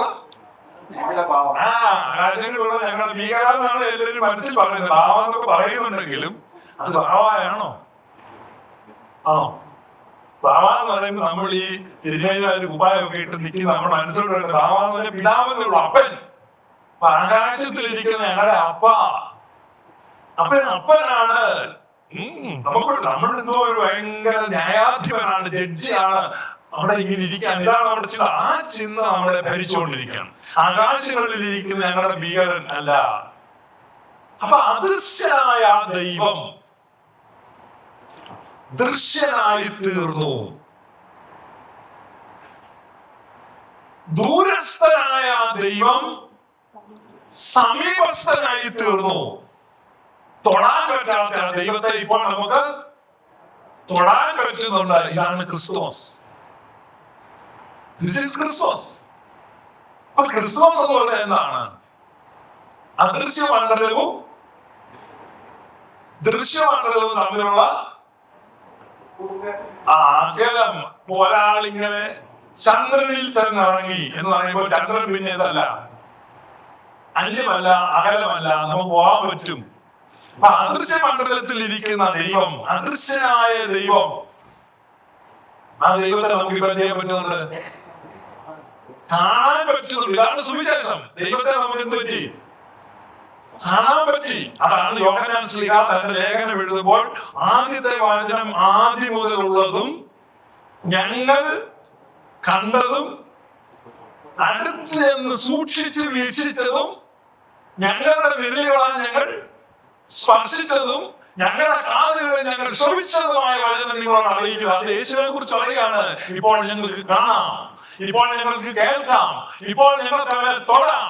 ഇതിനു മുമ്പ് ദൈവം എവിടെയായിരുന്നു? കാണാൻ പറ്റാത്ത, കേൾക്കാൻ പറ്റാത്ത, തൊടാൻ പറ്റാത്ത ദൈവത്തിന്റെ കാലം കഴിഞ്ഞു. ഇതാ എനിക്ക് കാണാൻ പറ്റുന്ന ദൈവം, കേൾക്കാൻ പറ്റുന്ന ദൈവം, തൊടാൻ പറ്റുന്ന ദൈവം, സമീപസ്ഥനായ ദൈവം. This is good news. This is Christmas. ഈ ക്രിസ്മസ് ആണ് നമ്മൾ ആഘോഷിക്കേണ്ടത്. അതിന് പകരം ഇവിടെ കുരിശൻ മരിച്ചപ്പോഴാണ് രക്ഷ. അതെങ്ങനെ കുരിശൻ മരിക്കുമ്പോൾ രക്ഷ? നിങ്ങൾക്കറിയാം, ഇവിടെ കുരിശൻ മരിക്കുമ്പോഴല്ല രക്ഷ. ദൈവം മനുഷ്യനായി, നമ്മിൽ ഒരുവനായി, നമ്മെ പോലെയായി. ആരായി? നമ്മിൽ ഒരുവനായി, നമ്മെ പോലെയായി. അവിടെ അതാണ് ഇൻകാർണേഷൻ. എന്താണത്? ഇൻകാർണേഷൻ. നിങ്ങൾക്ക് വാസർന്നും പറ ഇൻകാർണേഷൻ. നിങ്ങൾ വായതിങ്ങനെ പറയണ്ട ഇൻകാർണേഷൻ. കാരണം നമുക്കിത് ശീലമില്ല. നമ്മുടെ അഥാനേഷ്യസ് ബാവ ഒരു ബുക്ക് എഴുതിയിട്ടുണ്ട്, ഓൺ ദ ഇൻകാർണേഷൻ. അഥാനേഷ്യസ് ബാവ എന്ന് ഞാൻ പറഞ്ഞു, നമ്മുടെ മൂവാറ്റുപുഴയിൽ ഇരിക്കുന്ന അഥാനേഷ്യസ് പറഞ്ഞു. അലക്സാണ്ട്രിയയിലെ അഥാനേഷ്യസ് 4-ാം നൂറ്റാണ്ടിൽ ജീവിച്ച സഭാപിതാവ്, അദ്ദേഹം എഴുതിയിട്ടുണ്ട് ഓൺ ദ ഇൻകാർണേഷൻ. നിങ്ങൾ ഗൂഗിളിൽ ടൈപ്പ് ചെയ്താൽ നിങ്ങൾക്ക് ഫ്രീ ആയിട്ട് PDF വായിക്കാം. ഇൻകാർണേഷൻ ആണ് ഏറ്റവും പ്രധാനപ്പെട്ടത്. എന്താണ്? അന്ന് വരെ ദൈവം അദൃശ്യനായിട്ടിരിക്കുമ്പോൾ ആ മൗനത്തെ ഭഞ്ജിച്ചുകൊണ്ട് ഇതാ അദൃശ്യ മണ്ഡലത്തിൽ നിന്ന് ദൃശ്യമണ്ഡലത്തിലേക്ക് ഇറങ്ങി വരുന്നു. He stepped down. അതാണ് പൗലോസ് ശ്ലീഹ ഫിലിപ്പിയ ലേഖനം 2-ാം അധ്യായത്തിൽ പറയുന്നതാണ്. അവൻ ദൈവത്തോട് കൂടെ ഇരിക്കുമ്പോൾ ദൈവത്തോടുള്ള സമത്വം താൻ കാര്യമായി പരിഗണിക്കാതെ തന്നെ താൻ ശൂന്യനാക്കി, അവൻ സ്വയം ശൂന്യനാക്കി മനുഷ്യവർഗത്തിലേക്ക് ഇറങ്ങി വന്നു. നമുക്ക് പലപ്പോഴും ഇത് ആശയം അറിയാമെങ്കിലും ഹെഡ് നോളജ് എന്ന് പറഞ്ഞാൽ തലക്കകത്തുള്ള അറിവാണ്. ഹെഡ് നോളജ് അതെന്തായി മാറണം? ഹാർട്ട് നോളജ് ആയി മാറണം. അതാണ് പ്രീച്ചിങ്. ഇപ്പൊ ഞാനീ പറയുന്ന പല ഈ കാര്യങ്ങളിൽ 90% നിങ്ങൾക്ക് അറിയാവുന്നതാണ്. പക്ഷേ ഈ പ്രീച്ചിങ്ങിന്റെ പണം എന്താ വെച്ചാൽ, പ്രീച്ച് ചെയ്തുകൊണ്ടിരിക്കുന്ന സമയത്ത് ഈ തലക്കകത്തിരിക്കുന്ന സാധനം ഹാർട്ടിലോട്ട് ഇറങ്ങും. ഉദാഹരണം, cigarette smoking is injurious to health എന്ന് സിഗരറ്റ് പാക്കറ്റിൽ എഴുതിയിട്ടുണ്ട്. സിഗരറ്റ് കോസസ് ക്യാൻസർ അങ്ങനെയൊക്കെ എഴുതിയിട്ടുണ്ട്. ഇത് അക്ഷരറിയാവുന്ന മേടിക്കുന്നു, വായിക്കുന്നു, വലിക്കുന്നു. അത് ഹെഡ് നോളജ് ആണ്. എന്നാൽ ഈ cigarette smoking is injurious to health എന്നുള്ളത് എന്ന് ഹാർട്ട് നോളജ് ആകുന്നു. അപ്പൊ അവൻ ഹീൽ കിറ്റ് സ്മോക്കിംഗ്, അവൻ വലിയ നിർത്തും. ഞാനീ പറഞ്ഞ യേശു ക്രിസ്തുവിനെ സംബന്ധിച്ച് നമുക്ക് അറിവുകളാണുള്ളത്. ആ അറിവുകൾ നമ്മുടെ ഹൃദയത്തിലേക്ക് താഴോട്ട് വരണം. അതുകൊണ്ടാണ് ഞാൻ പറഞ്ഞത് എന്താണ് ക്രിസ്തുമസ്. ആ ക്രിസ്തുമസിന് മാലാഖമാരുടെ സംഘം ഇറങ്ങി നിന്നിട്ട് പറയുന്നു, സകല ജനങ്ങൾക്കും ഉണ്ടാകാനുള്ള ഒരു മഹാസന്തോഷം നിങ്ങളോട് അറിയിക്കുന്നു. ഗോസ്പൽ ആദ്യമായി പ്രീച്ച് ചെയ്യാണ്. ഗോസ്പൽ എന്ത് ചെയ്യാണ്? പ്രൊക്ലെയിം ചെയ്യാണ്. Proclamation of GLAAD tidings. അത് ക്രിസ്തുമസ് രാത്രിയിൽ മാലാഖമാരാണ് ഉദ്ഘാടനം ചെയ്യുന്നത്. ഇതാ സകല ജനങ്ങൾക്കും ഉണ്ടാകാനുള്ള ഒരു വലിയ സന്തോഷം നിങ്ങളുടെ ക്രിസ്തു എന്ന രക്ഷിതാവ് ദാവീദിന്റെ പട്ടണത്തിൽ ബേത്ലഹേമിൽ ഇതാ ജാതനായിരിക്കുന്നു. ഇതാ കുരിശിൽ മരിച്ചപ്പോ ഒരു സിംഗിൾ മാലാഖയെങ്കിലും അതിലെ പറഞ്ഞ് പോയി നമ്മുടെ രക്ഷ വന്നിരിക്കുന്ന അവൻ ചത്ത് പറഞ്ഞ.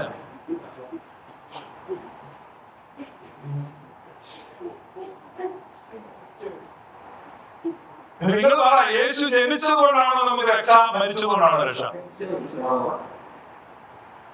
പാശ്ചാത്യര് പറയും മരിച്ചതുകൊണ്ടാണ്, പൗരസ്ത്യര് പറയും ജനിച്ചതുകൊണ്ടാണ്. മരിക്കാൻ വേണ്ടി ജനിച്ചതാണ്. അതോട് പറഞ്ഞല്ലോ, യഹൂദന്റെ അറിവിലായതുകൊണ്ടാണ് കുരിശിച്ചത്. നമ്മൾ ബൈബിളിൽ നോക്കും. അതുകൊണ്ടാണ് നമ്മൾ എന്തോ പെരുന്നാൾ പാടുന്നത്. ജന്മത്താൽ വിടുതൽ തന്ന നന്ദനനെ കൃപ തോന്നേണം.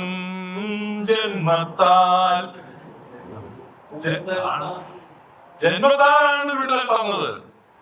ഏതിൽ നിന്നാണ്? നമ്മുടെ അജ്ഞതയിൽ നിന്ന്, നമ്മുടെ അന്ധകാരത്തിൽ നിന്ന്, ദൈവം ക്രൂരനാണെന്നുള്ള ചിന്തയിൽ നിന്ന്, ദൈവം ദൂരസ്ഥനാണെന്നുള്ള ചിന്തയിൽ നിന്ന്, അത്തരം ചിന്തകളിൽ നിന്നെല്ലാം നമുക്ക് വിടുതൽ തന്നത് ദൈവം എന്ത് ചെയ്യുന്നു? മറിയത്തിന്റെ മടിയിൽ ഒരു ശിശുവായിരിക്കുന്നു. അല്ലേ? അതുകൊണ്ടാണ് ശിശുവായി സ്വയമേ വെളിവായി. ഈ എല്ലാ പെരുന്നാളിന്റെ ക്രമങ്ങൾ നിങ്ങൾ വായിക്കുമ്പോൾ അതാണ് ഗോസ്പൽ. അവിടെയാണ് രക്ഷ വന്നത് എന്ന് പറഞ്ഞാൽ, ദൈവത്തിന്റെ ഇമേജിൽ സൃഷ്ടിക്കപ്പെട്ട മനുഷ്യന് ദൈവത്തിന്റെ ഇമേജ് നഷ്ടപ്പെട്ടു പോയി. ഡിസ്റ്റോർട്ടഡ് ആയിപ്പോയി. എന്തായിപ്പോയി? ഡിസ്റ്റോർട്ടഡ് ആയിപ്പോയി. ഈ ഡിസ്റ്റോർട്ടഡ് ആയിപ്പോയ ഇമേജിനെ റിസ്റ്റോർ ചെയ്യണം. എങ്ങനെ റിസ്റ്റോർ ചെയ്യാൻ പറ്റും? ഒറിജിനൽ ഇമേജിനെ. അപ്പം God created man in the image and likeness of God. അപ്പൊ ദൈവത്തിന്റെ സാദൃശ്യത്തിലും സ്വരൂപത്തിലും സൃഷ്ടിക്കപ്പെട്ട മനുഷ്യന് അവന്റെ ഛായയും സ്വരൂപവും എല്ലാം എന്ത് ചെയ്തു? നഷ്ടപ്പെട്ടു. ഇപ്പോ പരിഹാരം എന്തേ ഉള്ളൂ? പരിഹാരം അതേ ഛായയിലുള്ള ഒരുത്തനെ വിടുക. അപ്പോൾ ദൈവം തന്റെ പുത്രനെ ലോകത്തിലേക്ക് അയച്ചു. ആരാണത്?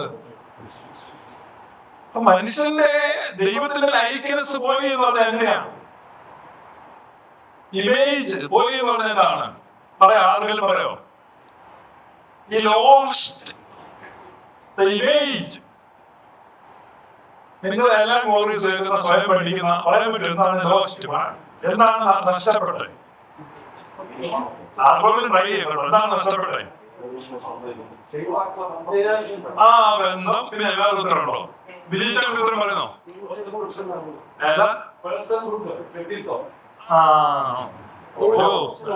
ഡൈജസ്റ്റ് ചെയ്യാൻ ബുദ്ധിമുട്ട്, ആളുകൾ പെട്ടെന്ന് പിടികിട്ടില്ല. ഉത്തരം കൊള്ളാം, പക്ഷെ പെട്ടെന്ന് ആളുകൾക്ക് എന്താണ് ഇവന്റെ ഇമേജ് എന്ന് പറഞ്ഞാൽ? Image of God. Image of God. വളരെ പറഞ്ഞത് ദൈവത്തിന്റെ ഇമേജ്. ദൈവത്തിന്റെ ഇമേജിലാണ് ഇവൻ എന്ത് ചെയ്തിരിക്കുന്നത്? സൃഷ്ടിച്ചിരിക്കുന്നത്. ആ ഇമേജ് ഡിസ്റ്റോർട്ടഡായി എന്ന് പറഞ്ഞാൽ, നമ്മൾ ഈ പിന്നെ നല്ല പൗർണമി ദിവസം നമ്മുടെ വീട്ടില് ഒരു മുറ്റത്തിങ്ങനെ ഒരു ചെമ്പുകലിരിക്കുകയാണ്. ആ ചെമ്പുകലിനകത്ത് വെള്ളമുണ്ട്. ഈ ചെരുവിനകത്ത് നിറയെ വെള്ളമുണ്ട്. നമ്മൾ ആ വെള്ളത്തിലേക്ക് നോക്കുമ്പോൾ നമുക്ക് എന്ത് ചെയ്യാൻ പറ്റും? ഈ ചന്ദ്രനെ ഇങ്ങനെ കാണാൻ പറ്റും. നമ്മളിങ്ങനെ ആ ചെമ്പോട്ടിനകത്തോട്ട് നോക്കി ഈ ചന്ദ്രനെ കണ്ടിങ്ങനെ നമ്മളിങ്ങനെ രസിച്ചിരിക്കും. ഒരാൾ വന്ന് ഈ ചെമ്പോട്ടിക്കൂടെ ഒരു തൊഴി കൊടുത്തു. എന്റെ ചെരുപ്പ് പോയി. ഒരു തൊഴി കൊടുത്തു. ഒരു തൊഴി അങ്ങോട്ട് കൊടുത്തപ്പോ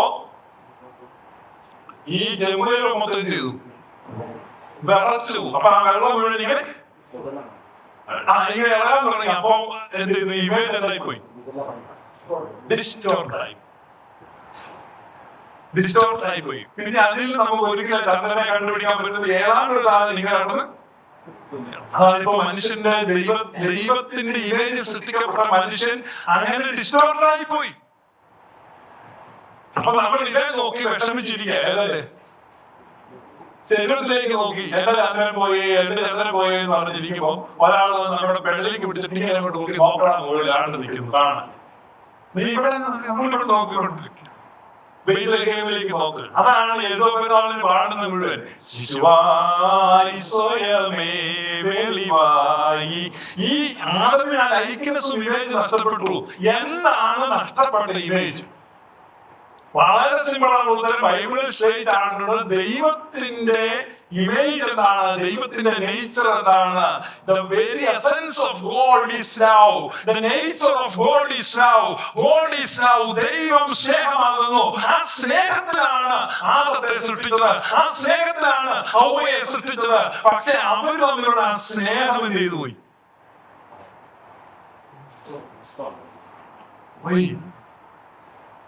ഒന്നാമത്തെ ചോദ്യത്തിൽ തന്നെ ആദം ഭാര്യയെ തള്ളി പറഞ്ഞു, ഇവളാണ് കാരണക്കാരി.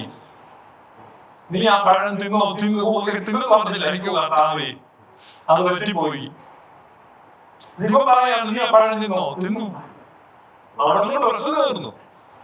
അതായത് ദൈവം ചോദിക്കാണ്, ആദമേ ആ പഴം നീ തിന്നോ? അതായത് ആദം പറയാ തിന്നു. അതാണ് ദൈവം എന്നായിരിക്കും മറുപടി പറഞ്ഞേ?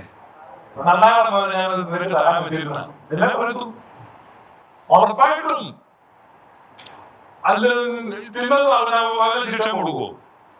നിങ്ങൾ ചിന്തിക്കുന്നുണ്ടോ ഒരു തോട്ടത്തിൽ ഒരാളെ ആക്കിയിട്ട് അവിടുന്ന് ഒരു പഴം എടുത്ത് വഴക്കുണ്ടാക്കുമോ? ഞാൻ ഭയങ്കര ഒരു വിലപ്പച്ചാന്റെ വീട്ടിൽ ചെന്ന് താമസിക്കാണ്ട് ഫ്രിഡ്ജിനകത്ത് ഇരിക്കുന്നുണ്ട്, ഒരു ഐസ്ക്രീം എടുത്ത് ഞാൻ തിന്നാ നിങ്ങൾ വഴം കുടിക്കും?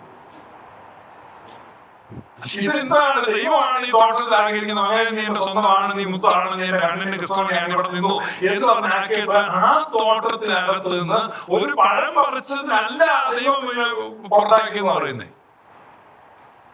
കാരണം ദൈവത്തിന്റെ എക്സ്പെക്ടേഷൻ, ദൈവത്തിന്റെ സ്നേഹത്തിലാണ് ഇവരെ എന്ത് ചെയ്തിരിക്കുന്നത്, സൃഷ്ടിച്ചിരിക്കുന്നത്. പക്ഷെ ആ സ്നേഹം അവൻ എന്ത് ചെയ്യാൻ പറ്റുന്നില്ല, റിഫ്ലക്ട് ചെയ്യാൻ പറ്റുന്നില്ല. അവൻ പറയാണ്, നീ എനിക്ക് തന്ന ഈ സ്ത്രീ ഉണ്ടല്ലോ, ഇവള് മഹാപെശാണ്, ഇവളെ എനിക്ക് അത് പറിച്ചു തന്നു, തിന്നുകയും ചെയ്തു. പക്ഷെ അപ്പൊ അത് കുഴപ്പക്കാരൻ ആരാണ്? ഇതിന്റെ ഉത്തരവാദി ദൈവം. നീ തന്നു, അതാണ് ഈ പ്രശ്നം. ഞാൻ ഒറ്റയ്ക്ക് ഇവിടെ ഇരുന്നോടെ നമുക്ക് ഒരു പ്രശ്നമില്ലായിരുന്നു, എന്തൊരു വിശുദ്ധമായിട്ട്.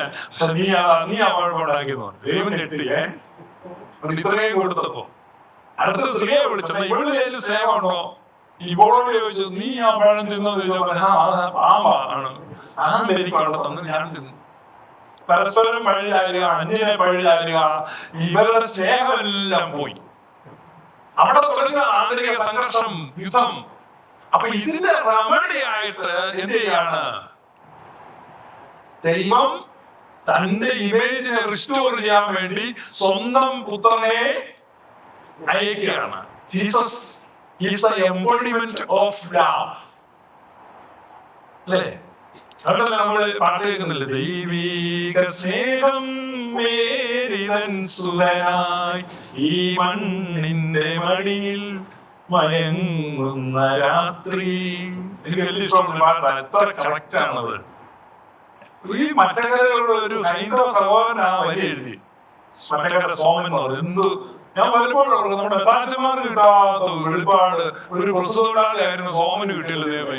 എന്നിട്ട് അവന്റെ പാട്ട് മോട്ടിക്കപ്പെട്ടു പോയി, അവൻ അറിയിക്കപ്പെട്ടു, അതിന്റെ ദുഃഖത്തിൽ മദ്യപാനിയായി അകാലത്തിൽ മരിച്ചു പോയി. മനസ്സിലായില്ലേ? ഞാൻ പറഞ്ഞ ചോദിച്ച ഏതായാലും ദൈവത്തിന്റെ സ്നേഹം ഇപ്പോൾ മറിയത്തിന്റെ മകനായി വന്നു. അപ്പൊ എംബോഡിമെന്റ് ഓഫ് ലവ്. അതുകൊണ്ടാണ് യേശു കർത്താവ് കുരിശിൽ വെച്ച് ഇവരോട് ക്ഷമിക്കണമേ എന്ന് പറയുമ്പോൾ, ആ തന്നെ ഉപദ്രവിച്ചവരോട്, തന്നെ അപമാനിച്ചവരോട്, തന്നെ കുരിശിച്ചവരോട് ക്ഷമിക്കണമേ പിതാവേ എന്ന് പ്രാർത്ഥിക്കുമ്പോൾ ആ എംബോഡിമെന്റ് ഓഫ് ലവ്, സ്നേഹത്തിന്റെ ആനുരൂപമായി വന്നിരിക്കുന്നത് കാണിക്കാൻ ആരാണ് ദൈവം? തന്നെ അടിച്ചാലും അപമാനിച്ചാലും ഉപദ്രവിച്ചാലും ദുഷിച്ചാലും പരിഹസിച്ചാലും തുപ്പിയാലും കുരിശിച്ചാലും അവനെ സ്നേഹിക്കുന്ന, അവന് വേണ്ടി പ്രാർത്ഥിക്കുന്ന ആ ദൈവത്തെ കാണുകയാണ്. അവിടെയാണ് നമുക്ക് ശരിയായ ഹീലിംഗ്. അവൻ കുരിശിച്ചതുകൊണ്ട് ഇപ്പൊ നമ്മൾ പറയുന്നത് നമ്മളെ നിങ്ങൾ ചെയ്തു, നമ്മുടെ അപ്പൂപ്പന്മാരുടെ പാപം ചെയ്തിരുന്നു, അതിന്റെ ഒരു ഗിൽറ്റ് നമ്മുടെ മേൽ കണ്ടിന്യൂ ചെയ്ത് വന്നിട്ടുണ്ട്. അതുകൊണ്ട് നമ്മൾ പണീഷബിളാണ്, നമുക്ക് നമ്മൾക്ക് അതിന് ശിക്ഷ ഏൽക്കേണ്ടതാണ്. ആ ശിക്ഷയിൽ നിന്ന് നമ്മൾ രക്ഷപ്പെടാൻ വേണ്ടി എന്ത് ചെയ്തിരിക്കുന്നു ദൈവം? സർക്കാരിന്റെ കറണ്ട് വന്നിരിക്കുകയാണ്, ലൈൻ ചേഞ്ച് ചെയ്ത അതിന്റെ ഒരു ക്യാപ്പാണ്. ഏതാ നമ്മൾ പറഞ്ഞോണ്ടത്? പിന്നെ കേൾക്കുന്നേ ഇല്ല, പിന്നെ ശ്രദ്ധിക്കുന്നേ ഇല്ല. അനുമാനാ പറഞ്ഞിട്ടുണ്ട്. ആ ദൈവത്തിന്റെ സ്നേഹം ഇപ്പോൾ ജഡരൂപത്തിൽ വന്നു. The embodiment of love. ആ സ്നേഹം നമ്മിലേക്ക് വരികയാണ്. ഇപ്പൊ ഞാൻ പറഞ്ഞ ഈ stem cell implantation, stem cell treatment ഉണ്ട്. എന്താണ്? മൂലകോശ ചികിത്സയാണ്. അതായത് നമ്മുടെ മൂലകോശം എന്ന് പറഞ്ഞാൽ അറിയാം നിങ്ങൾക്ക് അല്ലേ? സ്റ്റെം സെൽ എന്ന് പറഞ്ഞാൽ നമ്മുടെ ഈ ശരീരമൊക്കെ ഉണ്ടാകുമ്പോൾ ആദ്യം ഉണ്ടാകുന്ന കോശങ്ങളാണ്. ഈ കോശത്തിനകത്ത് വ്യക്തമായിട്ട് ഓരോ കോശത്തിലും എഴുതിയിട്ടുണ്ട് ഇവൻ എങ്ങനെ വളരണം, ഇവൻ വലുതാകുമ്പോൾ ഇവന്റെ മൂക്ക് എങ്ങനെ ഇരിക്കണം, ഇവന്റെ ചെവി എങ്ങനെ ഇരിക്കണം, ഇവന്റെ ഹൃദയം എങ്ങനെ ഇരിക്കണം, ഇവന്റെ കിഡ്നി എങ്ങനെ ഇരിക്കണം, കരൾ എങ്ങനെ ഇരിക്കണം, ഓരോ അവയവങ്ങളും എങ്ങനെ ഏത് ഷേപ്പിൽ എങ്ങനെ ഫങ്ഷൻ ചെയ്യണം. ഈ ഡീറ്റെയിൽസ്, മൈന്യൂട്ട് ഡീറ്റെയിൽസ് മുഴുവൻ എവിടെ എഴുതിയിട്ടുണ്ട്? എവിടെ എഴുതിയിട്ടുണ്ട്? ആദ്യത്തെ സിംഗിൾ കോശത്തിൽ എഴുതിയിട്ടുണ്ട്. അതാണ് thou hast made me fearfully and wonderfully. അത്ഭുതകരവും വിസ്മയകരവുമായിട്ട് നീ എന്നെ സൃഷ്ടിച്ചിരിക്കുന്നു. അപ്പൊ ഒരു സിംഗിൾ കോശത്തിൽ ഇത് മുഴുവൻ എഴുതി വെച്ചിരിക്കുകയാണ്. അപ്പൊ അങ്ങനെയുള്ള അൺആൾട്ടേർഡ് ആയിട്ടുള്ള സെല്ലിനെ പറയുന്നതാണ് എന്ത്? സ്റ്റെം സെൽ എന്ന് പറഞ്ഞു കഴിഞ്ഞാൽ പിന്നീടാണ് ഈ അറ്റാക്ക് വന്നിട്ട് ഈ കോശങ്ങളുടെ DNA ഘടന മാറുമ്പോഴാണ് നമുക്ക് പലവിധ അസുഖം വരുന്നത്. അപ്പൊ കോശങ്ങളെല്ലാം കുഴപ്പിഞ്ഞു, ഡിസ്റ്റോർട്ടഡ് ആയി അങ്ങനെ നിൽക്കുകയാണ്. അപ്പൊ പുതിയൊരു ചികിത്സാ സമ്പ്രദായം കണ്ടുപിടിച്ചിരിക്കുന്നത് ഈ സ്റ്റെം സെൽ ഇംപ്ലാന്റേഷൻ ആണ്. അപ്പൊ ഈ അതുകൊണ്ട് ഇപ്പൊ കുഞ്ഞുങ്ങളൊക്കെ ഉണ്ടാകുമ്പോൾ ഈ പ്ലാസന്റയിൽ നിന്നൊക്കെ ഈ സ്റ്റെം സെൽ എടുത്ത് വെച്ച് കീപ്പ് ചെയ്യുന്ന പരിപാടിയുണ്ട്. അപ്പൊ ഇന്ത്യയിലുണ്ടെന്ന് തോന്നുന്നു. വിദേശ രാജ്യങ്ങളെല്ലാം ഒരു 30 വർഷം മുമ്പ് തൊട്ട് തുടങ്ങിയിട്ടുണ്ട്. ഈ സ്റ്റെം സെൽ എടുത്ത് ഫ്രീസ് ചെയ്ത് വെക്കും. ഫ്യൂച്ചറിൽ ഇവർക്ക് എന്തെങ്കിലും ഈ ക്യാൻസർ പോലെയൊക്കെയുള്ള അസുഖം വന്നാൽ ഫ്രീസ് ചെയ്ത് വെച്ചിരിക്കുന്ന ഈ സ്റ്റെം സെൽ അവിടെ നിന്ന് എടുത്തിട്ട് ഈ ആളിൽ പ്രയോഗിച്ച് കഴിയുമ്പോൾ ഈ സ്റ്റെം സെല്ല് എന്നിട്ട് ഈ ബോഡിയെ കറക്റ്റ് ആക്കും. മനസ്സിലായില്ലേ? ഈ അങ്ങോട്ടും ഇങ്ങോട്ടൊക്കെ ഇരിക്കുന്നതിനെല്ലാം കറക്റ്റ് ആക്കും. ഇപ്പോഴും കിട്ടിയോ? അപ്പൊ ഇവന്റെ അസുഖം മാറും. അതാണ് സ്റ്റെം സെൽ ഇംപ്ലാന്റേഷൻ. ചില ആളുകളിൽ ഈ സ്റ്റെം സെൽ ഹാർവെസ്റ്റ് നടത്തുന്നുണ്ട്. ഇപ്പം എൻ്റെ ഒരു പരിചയക്കാരൻ്റെ ഒരു പയ്യൻ ഈ കുവൈറ്റിലുള്ള ഒരു മർത്തോമ ഫാമിലിയിൽ ഒരു പയ്യനാണ്. കാനഡയിൽ വന്നു കഴിഞ്ഞപ്പോൾ പെട്ടെന്ന് ക്യാൻസർ ആയി. അപ്പൊ അവിടെ ഇൻഷുറൻസ് ഇല്ലാതെ എന്നെ വിളിച്ചു. ഞാൻ അവിടെയുള്ള ഓർത്തഡോക്സ് സഭയുടെ അച്ഛൻ്റെ വൈഫൊക്കെ അവിടെ കുറെ സാധ്യതയുണ്ട്. അവരെല്ലാം കൂടെ ഒരു കമ്മ്യൂണിറ്റി എല്ലാം കൂടി അവനെ ഒത്തിരി ഹെൽപ്പൊക്കെ ചെയ്തു. അപ്പൊ അവന്റെ ട്രീറ്റ്മെന്റ് ഈ സ്റ്റെം സെൽ ആയിരുന്നു. അപ്പൊ അവര് സ്റ്റെം സെൽ ഹാർവെസ്റ്റിംഗ് ഉണ്ട്. ഇവന്റെ ഈ ബോഡിയിൽ തന്നെ സ്റ്റെം സെൽ ഉണ്ടോ എന്ന് ഹാർവെസ്റ്റ് ചെയ്ത് അതിൽ നിന്ന് സ്റ്റെം സെൽ എടുത്ത് പ്ലാന്റ് ചെയ്തിട്ട് ട്രീറ്റ് ചെയ്ത് അവന് കംപ്ലീറ്റ് ക്യൂർ ആയി. ഞാൻ പറഞ്ഞത് എന്താന്ന് ചോദിച്ചാ, മനുഷ്യവർഗത്തിന് മുഴുവനായിട്ട് ഈ രോഗം ബാധിച്ചപ്പോൾ ദൈവം തമ്പുരാൻ ഒരു സ്റ്റെം സെൽ ട്രീറ്റ്മെന്റ് നടത്തുകയാണ്. ദൈവം അയച്ച സ്റ്റെം സെല്ലാണ് ആര്? ജീസസ്. ഒറിജിനൽ സാധനത്തെ കൊണ്ട് നമ്മുടെ അകത്തോട്ട് വെച്ചു. മനസ്സിലായോ? സ്റ്റെം സെൽ ഇംപ്ലാന്റേഷൻ ആണ്. അപ്പൊ ഈ സ്റ്റെം സെൽ ഇംപ്ലാന്റേഷൻ എവിടേക്ക് വരണം? മനുഷ്യവർഗത്തിലേക്ക് വരണം. അതുകൊണ്ടാണ് അവൻ മറിയത്തിന്റെ മകനായി പിറന്നത്. ഇവൻ ആകാശത്തിൽ നിന്ന് പറന്നു വരാം. അപ്പൊ പ്രയോജനമുണ്ടോ? യേശു മറിയത്തിൽ നിന്ന് ജനിക്കാതെ ഒരു കപ്പലുമാവൻ ജനിച്ചാൽ പോരായിരുന്നു? അവിടെ രാവിലെ നോക്കുക, കശിമാവേൽ ഒരു കൊച്ചു തൂങ്ങി കിടക്കുന്നു, അത്ഭുത ശിശു. അത് ഇന്നത്തെ ഈ പറഞ്ഞ ആളുകൾ മറിയത്തിന് ഒരു പ്രാധാന്യം ഇല്ലെന്നാ പറയുന്നേ. അപ്പൊ മറിയത്തിന്റെ പ്രാധാന്യം ഏറ്റവും ഉയർത്തുന്നത് പൗരസ്ത്യ സഭയാണ്, പ്രത്യേകിച്ച് സുറിയാനി സഭയാണ്. എന്തുകൊണ്ടാണ് മറിയത്തിൽ ജനിച്ചത്? മറിയത്തിൽ നിന്ന് ജനിക്കുന്നതിലൂടെയാണ് മശിഹ മനുഷ്യവർഗത്തിന്റെ ബന്ധുവാകുന്നത്. ബന്ധുത്വത്തിലേക്ക് മനുഷ്യവർഗം മുഴുവൻ ദൈവത്തിന്റെ കുടുംബക്കാരായി മാറി. ദൈവത്തിന്റെ ബന്ധുത്വത്തിലേക്ക് നമ്മൾ ഉയർത്തപ്പെട്ടു. അതാണ് ക്രിസ്തുമസിന്റെ മെസ്സേജ് എന്ന് പറഞ്ഞാൽ, നമ്മൾ we are no longer aliens. നമ്മൾ ഇനി മുതൽ എന്തല്ല? അന്യരല്ല. We are no longer aliens. Aliens അല്ല, നമ്മൾ അന്യരല്ല. അയ്യോ എന്റെ പൊന്നേ, നമ്മൾ ആരാ? ആരാ?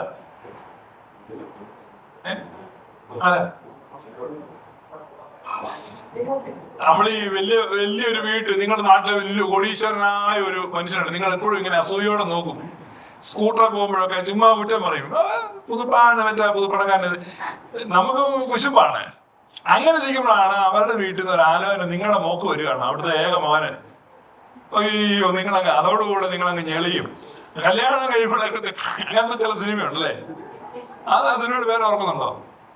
ഇവരെല്ലാം കൂടെ ചെന്ന് നമ്മുടെ ആ വീട്ടിൽ ചെന്ന് താമസിച്ച് ബഹളമൊക്കെ ഉണ്ടാക്കുന്നേ. എന്നിട്ട് ആ വീട്ടിൽ ചെന്നിട്ട് ഒരു വലിയ ഫാക്ടറി ഒക്കെ സ്വന്തമായിട്ടുണ്ട്. എന്നിട്ട് ഇവരുടെ വീട്ടിലെല്ലാം കൂടെ അവിടെ ചെന്ന് പിന്നെ അവിടെ AC ഇടുന്നു, കട്ടിലേക്ക് കയറി കിടക്കുന്നു, തലകുത്തി പറയുന്നു, ടോയ്ലറ്റ് കണ്ടിട്ട് ഇതെന്നതാണെന്ന് ചോദിക്കുന്നു. ഇങ്ങനെയൊക്കെ വലിയ ബഹളമാണ്. എന്ന് പറഞ്ഞാൽ അവര് ആ ഒരു എലിവേറ്റ് ചെയ്യപ്പെട്ടു. ഇപ്പോൾ മനുഷ്യവർഗം മുഴുവൻ എന്ത് ചെയ്തിരിക്കുന്നു? മനുഷ്യവർഗം മുഴുവൻ മഹത്വീകരിക്കപ്പെട്ടിരിക്കുന്നു. എങ്ങനെയാവുക? മനുഷ്യവർഗം ആ ദൈവത്തിന്റെ ബന്ധുക്കാരായി. എങ്ങനെയായി? അയ്യോ എന്റെ പൊന്നെ, ഇത് എങ്ങനെയാ? ഗബ്രിയേൽ മാലാഖ വന്നിട്ട് പറയാണ്, കൃപ നിറഞ്ഞവളെ നിനക്ക് സമാധാനം. ഭയങ്കരം തന്നെ. കെഹാനിറ്റോമേനെ എന്നാണ് ഗ്രീക്കില്. അറിയാൻ ഞെട്ടിപ്പോയെന്ന് പറഞ്ഞത്. ഇതെന്തൊരു വന്ദനം! ഞെട്ടിക്ക് പോയി. കാരണം അത്ര അതിബഹുമാനിതയാണ്. കാരണം ഒരു ദൂതൻ വന്നിട്ട് കെഹാരിറ്റോമേനെ എന്ന് പറഞ്ഞു കഴിഞ്ഞാൽ അതുകൊണ്ട് അതിബഹുമാനിച്ചു മാറിയാം. നമ്മൾ പാടുന്നത് അതിബഹുമാനമാണ്, ഹൈപ്പർ ദൂലിയ, അതിബഹുമാനത്തിന് യോഗ്യയാണ്. ദൈവസന്നിധിയിൽ നിൽക്കുന്ന ഗബ്രിയേൽ മാലാഖ വന്നിട്ട് മറിയത്തെ ബഹുമാനിക്കുകയാണ്, വിളിക്കുകയാണ്, കെഹാരിറ്റോമേനെ. മറിയം തന്നെ ഞെട്ടിപ്പോയി, അയ്യോ ഇതെന്തൊരു വന്ദനം. എന്നിട്ട് പറയാണ്, ഇന്നപോലൊരു പ്രൊപ്പോസൽ ഉണ്ട്. എന്നാ പ്രൊപ്പോസൽ? നല്ല പ്രൊപ്പോസൽ വേണമെന്ന് ഓർത്ത് വല്ല 10 ഏക്കർ സ്ഥലം തരുമെന്ന്. അതല്ല, കല്യാണം കഴിയാത്തൊരു പെണ്ണിനോട് പറയാണ്. ഇന്നത്തെ കാലത്താണ് അത് വലിയ പ്രശ്നമല്ല, പക്ഷെ 2000 വർഷം മുമ്പത്തെ ജൂയിഷ് സെറ്റിൽമെന്റിൽ അത് എന്തൊരു കോളലക്കമാണ്. പറയാം, നീ ഗർഭം ധരിച്ചൊരു മകനെ പ്രസവിക്കും. മറിയം പറഞ്ഞു ഉവ്വ്. മറിയത്തിന്റെ അനുമതി, ഒറ്റ വാക്കിലാണ് മനുഷ്യവർഗം മുഴുവൻ മഹത്വത്തിലേക്ക് എലിവേറ്റ് ചെയ്യപ്പെട്ടു. മറിയത്തിന്റെ പ്രാധാന്യം നിങ്ങൾക്ക് മനസ്സിലായോ? മറിയത്തിന്റെ ഒറ്റ വാക്കാണ്. സ്വർഗം അനുമതിക്ക് കാത്തു നിൽക്കുകയാണ്, നീ ഗർഭം ധരിച്ചൊരു മകനെ പ്രസവിക്കും. അപ്പൊ ഹൗവയുടെ അനുസരണക്കേടിൽ മനുഷ്യവർഗം മുഴുവൻ ഡിസ്റ്റോർട്ടഡ് ഇമേജ് ആയെങ്കിൽ ഈ മറിയത്തിന്, അതുകൊണ്ടാണ് ഈ മറിയത്തെ രണ്ടാം ഹൗവ എന്ന് വിളിച്ചത്, സെക്കൻഡ് ജീവ് എന്ന് വിളിച്ചത്. ഇത് നമ്മുടെ പിതാക്കന്മാർ വിളിച്ചതാണ്. 4-ാം നൂറ്റാണ്ടിൽ കൊടുത്ത ടൈറ്റിലാണ് രണ്ടാം ഹൗവ. അയ്യടെ എന്നോട് വിളിച്ചു, പെരുമ്പള്ളി തിരുമേനിയാണോ അങ്ങനെ വിളിച്ചത്? പെരുമ്പള്ളി തിരുമേനി അങ്ങനെ ഒരു പാട്ട് എഴുതിയിട്ടുണ്ടെന്നുള്ള ശരിയാ, പക്ഷെ ആ പാവം തിരുമേനി ഒന്നുമില്ല. ഇത് 4-ാം നൂറ്റാണ്ടിൽ വിളിച്ചതാണ് സെക്കൻഡ് ജീവ്, രണ്ടാം ഹൗവ. അപ്പൊ ഈ രണ്ടാം ഹൗവ എന്താണ് ചെയ്തത്? സമ്മതിച്ചപ്പോൾ എന്തിറങ്ങി?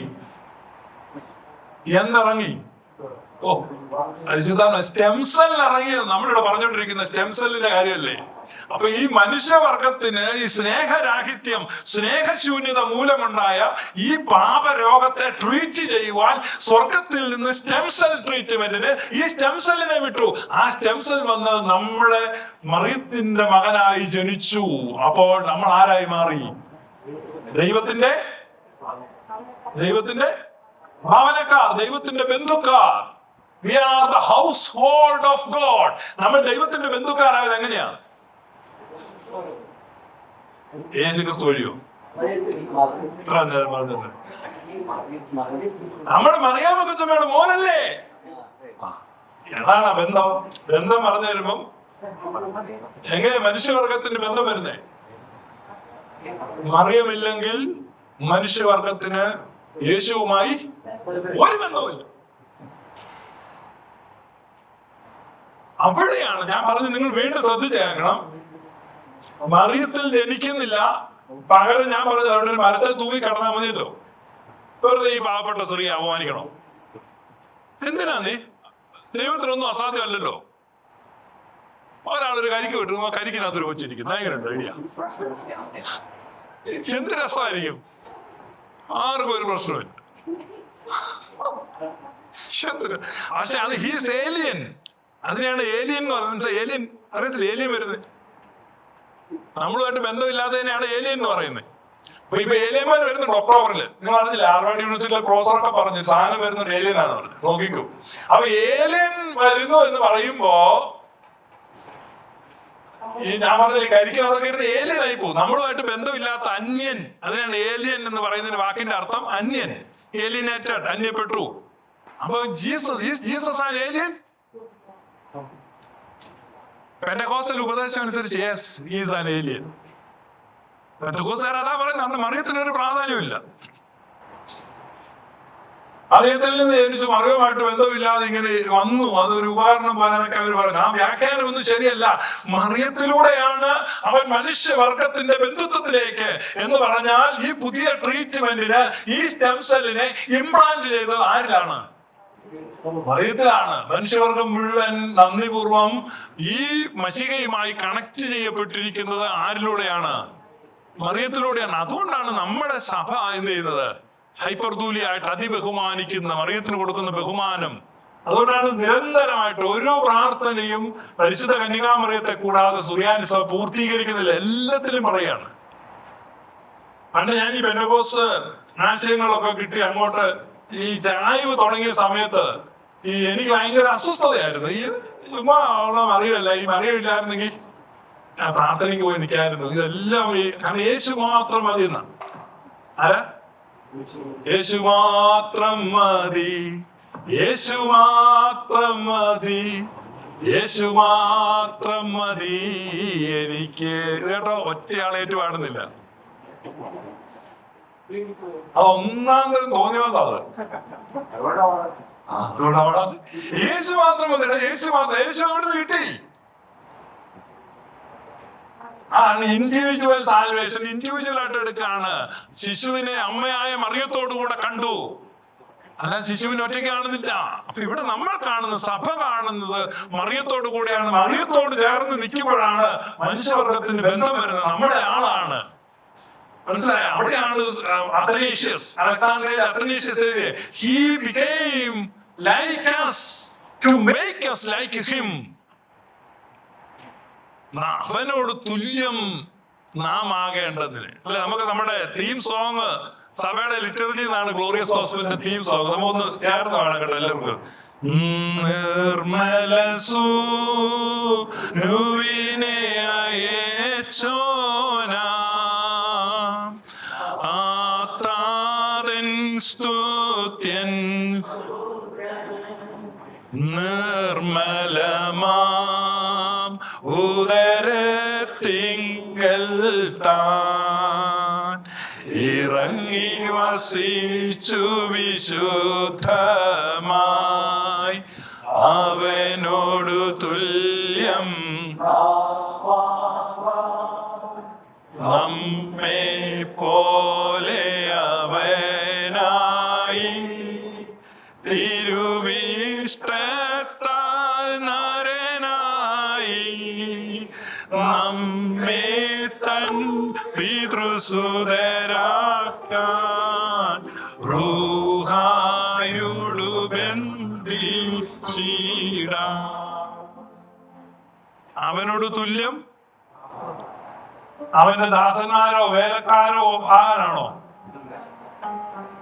നമുക്ക് വായിക്കാം. റോമാലേഖനം 8-ാം അധ്യായത്തിൽ നിന്നൊരു വാക്യം വായിക്കാം. പരിശുദ്ധനായ പൗലോസ് ശ്ലീഹ എഴുതിയിരിക്കുന്ന വാക്യമാണ്. റോമർ 8:29. അതെ വന്നു. For whom he did foreknow, he also did predestinate to be conformed to the image of his son. Conform to the image of his son. പുത്രന്റെ സ്വരൂപത്തോട് അനുരൂപനാകേണ്ടത്. അവൻ മുന്നറിഞ്ഞവരെ തന്റെ പുത്രൻ അനേകം സഹോദരന്മാരിൽ ആദ്യജാതനാകേണ്ടതിന് അവന്റെ സ്വരൂപത്തോട് അനുരൂപനാകുവാൻ മുൻ നിയമിച്ചുമിരിക്കുന്നു. He predestinate us to be conformed to the image of his son, that he might be the firstborn among brethren. സഹോദരന്മാരിൽ ആദിജാതനാകേണ്ടതിന്. ആരാണ് ഈ സഹോദരന്മാർ? സഹോദരന്മാർ നമ്മളെ വിളിച്ചിരിക്കുന്നതാണ് സഹോദരന്മാർ. അതുകൊണ്ടാണ് മാമോദിസ, സുറിയാനി സഭയുടെ മാമോദിസ കൊടുക്കുന്ന സമയത്ത് ഈ പുരോഹിതൻ പറയുന്നത്, ഞാൻ നിന്നെ മശിഹായുടെ സഹോദരനായി മാമോദിസ നൽകുന്നു. മാമോദിസ മുക്കുന്നത് എങ്ങനെയാണ്? ആ മശിഹായുടെ സഹോദരനായിട്ട്, ആ മശിഹായുടെ സഹോദരനായിട്ട് മാമോദിസ മുങ്ങിയിട്ട് നിൽക്കുന്ന ഇവരോട് വന്നിട്ടാണ് ഒരു രക്ഷിക്കപ്പെട്ടോ. മശിഹായുടെ സഹോദരനായിരിക്കുന്ന ഇവനോട് വന്നിട്ട് ഒരുത്തം ചോദിക്കുന്നത്, നീ രക്ഷിക്കപ്പെട്ടോ? I am the brother of Christ. I am the brother of Jesus. ഞാൻ യേശു ക്രിസ്തുവിന്റെ സഹോദരനാണ്. ഇവൻ അറിയോ? ഇവന് കൊടുത്ത മാമോദിസ യേശുവിന്റെ സഹോദരൻ എന്ന സ്ഥാനത്തേക്കാണ് ഇവനെ കൊടുത്തിരിക്കുന്നത്. ഇവൻ യേശുവിന്റെ സഹോദരനാണെന്ന് ബോധ്യമില്ല. ഇവരോട് പറയാണ്, നീ ഒരു പാപിയാണ്. നിന്നെ കൂടെ ഏറ്റു പറയുകയാണ്, കർത്താവേ ഞാൻ പാപിയായിരുന്നു. നീ യേശുവിന്റെ സഹോദരനാണ്. You are the brother of Jesus. നിന്നെ അങ്ങോട്ടാണ് ആക്കിയിരിക്കുന്നത്. അതാണ് ഇവിടെ എഴുതിയിരിക്കുന്നത്. അവൻ മുന്നറിഞ്ഞവരെ തന്റെ പുത്രൻ അനേകം സഹോദരന്മാരിൽ ആദിജാതനാകേണ്ടതിന്. Jesus is the first born. യേശു എന്താണ്? ആദിജാതനാണ്. എവിടേക്കാണ്? ഈ പുതുജീവിതത്തിലേക്ക്. ദൈവത്തിന്റെ image, Jesus Christ is the image of God. എന്തിനാണ്? അതേ ഇമേജിലേക്ക് നമ്മളെ റിസ്റ്റോർ ചെയ്യുകയാണ്. എന്താണ് ആ വാക്ക്? റിസ്റ്റോർ ചെയ്യുകയാണ്. എന്താണ് റിസ്റ്റോർ എന്നുള്ള ഇത് നമുക്കറിയാമല്ലോ. എന്ന് പറഞ്ഞാൽ വീണ്ടും, റീസ്റ്റോർ, വീണ്ടും സ്റ്റോർ ചെയ്യുകയാണ്. ഇപ്പൊ നമ്മളൊരു കടയൊക്കെ നടത്തുകയാണെങ്കിൽ കച്ചവടമൊക്കെ നടന്ന് ഇതെല്ലാം കാലിയായി റിസ്റ്റോർ ചെയ്യണം, വീണ്ടും നമ്മളെ പുനഃസ്ഥാപിക്കുകയാണ്. യൂണിവേഴ്സൽ റിസ്റ്റോറേഷൻ, സാർവത്രിക പുനഃസ്ഥാപനം. അപ്പൊ സകലത്തെയും എന്ത് ചെയ്യാണ്? പുനഃസ്ഥാപിക്കുകയാണ്. അപ്പൊ തെറ്റിപ്പോയതും മാറിപ്പോയതും നീങ്ങിപ്പോയതും മുഴുവനും റിസ്റ്റോർ ചെയ്യപ്പെടുന്നു. അതിനെയാണ് യൂണിവേഴ്സൽ റിസ്റ്റോറേഷൻ എന്ന് പറയുന്നത്. യൂണിവേഴ്സൽ റിസ്റ്റോറേഷൻ എന്ന ഈ ആശയമാണ് ഈ ഗ്രിഗറി ഓഫ് നൈസ പറഞ്ഞത്. ഗ്രിഗറി ഓഫ് നൈസ പറഞ്ഞത് യൂണിവേഴ്സൽ റിസ്റ്റോറേഷൻ, അല്ലാതെ ഇൻഡിവിജ്വൽ സാൽവേഷൻ എന്നുള്ള ആശയമല്ല. ഈ ഇൻഡിവിജ്വലിസം വന്നിരിക്കുന്നത് ഈ പാശ്ചാത്യ ചിന്തയിൽ നിന്നാണ്. പക്ഷെ ഗ്രിഗറി ഓഫ് നൈസ അടക്കമുള്ള പൗരസ്ത്യ പിതാക്കന്മാരുടെ ചിന്തയിൽ രക്ഷ എന്നത് ഇത് ഒരു corporate nature of sacramental, moral, spiritual. അപ്പൊ sacramental, moral and spiritual union with the body of Christ. അപ്പൊ കൗദാശികവും ധാർമ്മികവും ആത്മികവുമായ ഐക്യപ്പെടലാണ് യേശു ക്രിസ്തുവിനോടുകൂടെ സഭ മുഖാന്തരം സംഭവിക്കുന്നത്. എങ്ങനെയാണ് അതൊക്കെ? Sacramental, moral and spiritual. ഇതാണ് പൗരസ്ത്യ പിതാക്കന്മാരുടെ കാഴ്ചപ്പാട്. അതെവിടെയാണ്? നാം അങ്ങനെ തന്നെ ആയിരിക്കുന്നു. അപ്പൊ നമ്മുടെ അന്ധതകളെയും അന്ധകാരങ്ങളെയും ദൂരീകരിക്കുവാൻ വേണ്ടി എന്ത് ചെയ്തു? വലിയൊരു വെളിച്ചം അവിടെ മിന്നി. എവിടെ മിന്നി? വലിയ വെളിച്ചം മിന്നിയത് എവിടെയാ? ബെത്ലഹേമിലാണോ ഗോകുൽത്തായിലാണോ? ഗോകുൽത്തായി വലിയ ഇരുട്ടാ ഉണ്ടായത്. നിങ്ങൾക്ക് മനസ്സിലായില്ലേ? വെളിച്ചം ചുറ്റി വീഴുന്നത് എവിടെയാ? പിന്നെ അവിടെ ഗോപുരവാതിക്കൽ ഇരുന്ന് ആട്ടിടയന്മാർക്ക് ചുറ്റും വലിയ വെളിച്ചം പിന്നെയാണ്. ഗോകുൽത്തായിൽ എന്താ ഉണ്ടായത്? ഗോകുൽത്തായിൽ വലിയ ഇരുട്ടാണ് ഉണ്ടായത്. അപ്പൊ നമ്മൾ സമ്മതിക്കുന്നില്ല. നമ്മൾ പറയും കർത്താവ് നമ്മുടെ പാപങ്ങൾ ഏറ്റെടുത്തു, എനിക്ക് വേണ്ടി മരിച്ചു നോക്കിയാൽ എന്ന് പറയുന്നത്. നിങ്ങൾക്ക് വേണ്ടി എങ്ങനെയാണ് മരിക്കാൻ പറ്റുന്നത്? നമുക്കൊരു വാക്യം വായിക്കാം. ആവർത്തന പുസ്തകം 24-ാം അധ്യായം 16-ാമത്തെ വാക്യം. ആവർത്തന പുസ്തകം 24-ാം അധ്യായം 16-ാമത്തെ വാക്യം.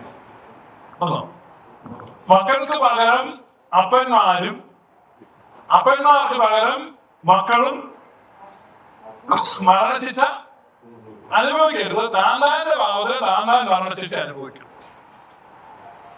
ന്യായപ്രമാണം വിലക്കിയിരിക്കുകയാണിത്. ന്യായപ്രമാണം അനുസരിച്ച് ഒരാൾക്കും വേറൊരാൾക്ക് വേണ്ടി മരണം കേൾക്കാൻ പറ്റില്ല. അതുകൊണ്ട് യേശുവിന് പറ്റില്ല. ന്യായപ്രമാണം അനുസരിച്ചാണ് അവിടെ കാര്യങ്ങൾ നടക്കുന്നത്. ന്യായപ്രമാണം അനുസരിച്ചാണ് അവിടെ വിധിക്കാനിരിക്കുന്നത്. ന്യായപ്രമാണം അനുസരിച്ച് ഒരാളുടെ പാപത്തിനും സ്വന്തം അപ്പനാണെ പോലും സ്വന്തം മകനാണെ പോലും എടുക്കാൻ പറ്റത്തില്ല. അപ്പോഴല്ലേ അന്യരുടെ കാര്യം. ഇപ്പൊ ഒരുത്തനൊരു കുറ്റം ചെയ്തു, ചെറുപ്പക്കാരനാണ്. അപ്പൊ അവന്റെ പ്രായമുള്ള അപ്പം പറയാണ്, സാറേ ഇവനെ കൊല്ലരുത്, എന്നെ അങ്ങ് കൊന്നേക്കും പകരം. ഇപ്പൊ ഈ കേരളത്തിൽ ഇപ്പം പ്രോക്സി പ്രിസണേഴ്സ് ഒക്കെ ഉണ്ട്. പക്ഷെ അതൊന്നും ഔദ്യോഗിക. ഇപ്പൊ ഒരാളെ ജയിലിലേക്ക് വിടാം, 16 കൊല്ലത്തെ തടവ്. അപ്പൊ പറയാ ജഡ്ജിമാനെ ഇവര് പറയുന്നത് ഞാൻ അങ്ങോട്ട് പോയി കിടന്നോളാം. പറ്റി സമ്മതിക്കോ? അത് സമ്മതിക്കാൻ പറ്റുമോ? അപ്പൊ ഒരാൾക്കും പകരം വേറൊരാൾക്ക് മരിക്കാൻ പറ്റത്തില്ലെന്ന് ന്യായപ്രമാണം അസന്നിഗ്ധമായി അർത്ഥശങ്കയ്ക്കിടയില്ലാതെ കൃത്യമായി രേഖപ്പെടുത്തിയിരിക്കുമ്പോ യേശു എങ്ങനെയാണ് നമുക്ക് പകരം മരിക്കുന്നത്? It is impossible and it is nonsense. യേശു മരിച്ചത് യേശു ചെയ്ത പാപത്തിനാണ്. യേശു എന്താണ് പാപം ചെയ്തത്? അവരുടെ കാഴ്ചപ്പാടിൽ, ആരുടെ? യഹൂദന്റെ കാഴ്ചപ്പാടിൽ യേശു പാപം ചെയ്തു. അവര് പറഞ്ഞു ഇവര് ദൈവദൂഷണം പറയുന്നു, ദിസ് ഈസ് ബ്ലാസ്ഫമി, ഇവൻ ദൈവപുത്രനാണെന്ന് പറഞ്ഞു, അതുകൊണ്ട് ഇവൻ മരിക്കണം. അവര് ബഹളം വെച്ചു, അവര് കുറിച്ചിട്ടല്ലാതെ യേശു എന്നല്ല. യേശു നീ ചെയ്ത പാപത്തിന് വേണ്ടി നല്ല മരിച്ചു. നീ ചെയ്ത പാപത്തിന് വേണ്ടി വേറൊരാൾക്ക് മരിക്കാൻ പറ്റില്ല. ന്യായപ്രമാണം അതിന് പെർമിഷൻ കൊടുക്കുന്നില്ല. അപ്പൊ യേശു ക്രിസ്തു ന്യായപ്രമാണത്തിന്റെ കീഴിലുള്ള ഒരു സമൂഹത്തിലാണ് ജീവിക്കുന്നത്. യേശു തന്നെ ഈ ന്യായപ്രമാണത്തിന്റെ കീഴിലാണ്. ഗലാത്യ ലേഖനം 4-ാം അധ്യായം 4-ാമത്തെ വാക്യത്തിൽ പറയുന്നു, when the time had fully come, God sent his son under the law, born of a woman. കാലം അതിന്റെ പൂർണ്ണതയിലെത്തിയപ്പോൾ ദൈവം തന്റെ പുത്രനെ എന്ത് ചെയ്തു? സ്ത്രീയിൽ നിന്ന് ജനിക്കുന്നവനായി ന്യായപ്രമാണത്തിന്റെ കീഴിൽ അയച്ചു. He was under the law. അപ്പൊ ആ ലോയുടെ കീഴിൽ നിന്നിട്ട് ലോയ്ക്കെതിരായിട്ട് ഞാൻ പറ്റില്ല, മരിക്കാൻ പറ്റില്ല, അങ്ങനെ വിധിക്കാനും പറ്റില്ല. അതുകൊണ്ട് ജീസസ് ഒരിക്കലും നമ്മുടെ പാപങ്ങൾക്ക് പകരം നമ്മുടെ പാപങ്ങളുടെ ശിക്ഷയ്ക്ക് വേണ്ടി അല്ല മരിച്ചത്. അപ്പൊ നിങ്ങൾക്ക് 100,000 സംശയം വരും. 100,000 സംശയം. യെശയ്യാപ്രവചനത്തിൽ നമ്മുടെ പാപങ്ങളെ ഏറ്റുകൊണ്ട് നമ്മുടെ പാപങ്ങൾ നിമിത്തം അവൻ മുറിവേൽപ്പിക്കപ്പെട്ടും ഇങ്ങനെ ഇരിക്കുന്ന വാക്യങ്ങളുണ്ട്. നമ്മുടെ പാപങ്ങൾ നിമിത്തമാണ് അവൻ എന്ത് ചെയ്തത്? മുറിവേൽപ്പിക്കപ്പെട്ടതെന്നാ. ശരിയാണ്. യേശുവിനെ മുറിവേൽപ്പിച്ചത് യഹൂദന്റെ പാപമാണ്. യഹൂദന്റെ പാപത്തിന്റെ അടയാളമാണ് ശരീരത്തിൽ കാണുന്നത്, അല്ലാതെ യഹൂദന്റെ പാപത്തിന് വേണ്ടിയുള്ള ശിക്ഷയല്ല. യഹൂദന്റെ പാപത്തിന്റെ കർമ്മമാണ് ക്രിസ്തുവിന്റെ ശരീരത്തിൽ കാണുന്ന ഈ അടയാളങ്ങൾ, ഈ ക്ഷതങ്ങൾ മുഴുവൻ എന്നാണ് എഴുതിയിരിക്കുന്നത്. അല്ലാതെ അവര് ചെയ്ത പാപത്തിന് പകരമായിട്ട് മരിച്ചതല്ല. യേശു മരിച്ചത് എന്തിനാണ്? യേശു മരിച്ചത് എന്താന്ന് പറയോ? യേശു മരിച്ച ഹി ലവ്ഡ് us. യേശുവിന് അതിൽ നിന്ന് രക്ഷപ്പെടാമായിരുന്നു, പക്ഷേ അവൻ അവസാനത്തോളം നമ്മെ സ്നേഹിച്ചു. അപ്പൊ ആ സ്നേഹം എന്താണെന്ന് നമ്മെ കാണിച്ചു തരികയാണ്. സ്നേഹം എന്താണെന്ന് നമ്മളെ കാണിച്ചു തരികയാണ്. അതിനാണ് ക്രിസ്തു കുരിശിൽ മരിച്ചത്. നമുക്ക് വിടുതൽ നൽകിയത് ആ ജനനത്തിലാണ്. എന്നാൽ നമുക്ക് അവന്റെ സ്നേഹത്തെ കാണിക്കുകയാണ്. റോമാലേഖനം 5:8 ഒന്ന് വായിക്കാം. റോമാലേഖനം 5:8. ക്രിസ്തുവോ നാം പാപികളായിരിക്കുമ്പോൾ തന്നെ നമുക്ക് വേണ്ടി മരിക്കയാൽ ദൈവം തനിക്ക് നമ്മോടുള്ള സ്നേഹത്തെ പ്രദർശിപ്പിക്കുന്നു. But God commendeth his love toward us in that while we were yet sinners, Christ died for us. എന്തിനാണ് ക്രിസ്തു നമുക്ക് വേണ്ടി മരിച്ചേ? ക്രിസ്തു നമുക്ക് വേണ്ടി മരിച്ചു എന്ന് പറയുന്ന നമ്മളോടുള്ള ദൈവത്തിന്റെ സ്നേഹത്തെ മാനിഫെസ്റ്റ് ചെയ്യുകയാണ്, പ്രദർശിപ്പിക്കുകയാണ്. ക്രിസ്തു മരിച്ചത് കൊണ്ട് നമുക്ക് എന്താ ഗുണമുണ്ടായേ?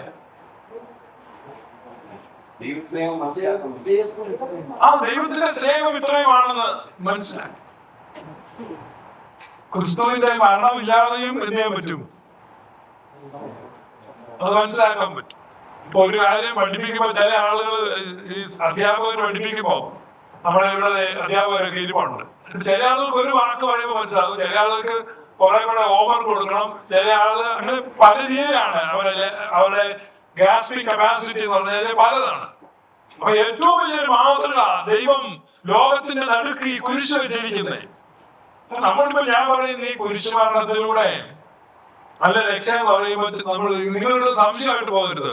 അപ്പൊ നമ്മൾ ദുഃഖമായിട്ട് ചെല്ലുമ്പോ ഞങ്ങളുടെ ആത്മത്തിന് രക്ഷയുണ്ടായെന്ന് സ്ലീവായെ ഞങ്ങൾ കുമ്പിടുന്നു. അതായത് ഇത്ര നാളെ അവിടെ പറഞ്ഞു രക്ഷയില്ലെന്ന്, ഇപ്പൊ പറഞ്ഞു രക്ഷയുണ്ടെന്ന്. അപ്പൊ എന്താണ് ആത്മത്തിൽ രക്ഷ എന്ന് പറഞ്ഞാൽ ഈ ദൈവത്തിന്റെ സ്നേഹത്തെ നമുക്ക് ഇതിലൂടെ മനസ്സിലാക്കി. അതൊരിക്കലും ഒരു നെസസിറ്റി ആയിരുന്നില്ല, അത് ഒഴിവാക്കാമായിരുന്നതാണ്. അത് യഹൂദർ അങ്ങനെ ചെയ്തത് കൊണ്ട് പുരുഷന്റെ ഇപ്പുറത്ത് നിൽക്കുമ്പോൾ നമ്മൾ പറയാണ് നമ്മുടെ ആത്മാവിനോട്. കാരണം ഈ ദൈവസ്നേഹത്തെ നമുക്ക് മനസ്സിലാക്കാൻ പറ്റി. പക്ഷെ യഥാർത്ഥത്തിൽ നമുക്ക് നൽകിയ വിടുതൽ ആ ഇൻകാർണേഷനിൽ ക്രിസ്തു ജാതനായപ്പോൾ നമ്മുടെ രക്ഷ, നമ്മുടെ സാൽവേഷൻ നിർവചിക്കപ്പെട്ടത് എവിടെയാണ്?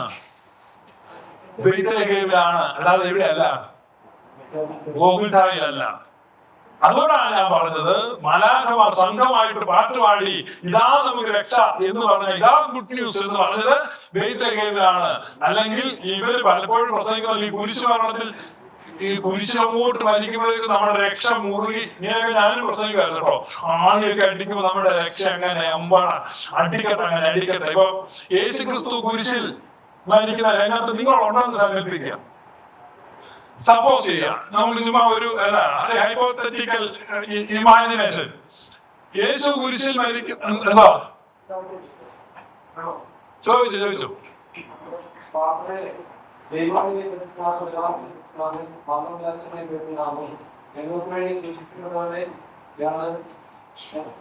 ഞങ്ങളോട് കരുണ ചെയ്യണമേ.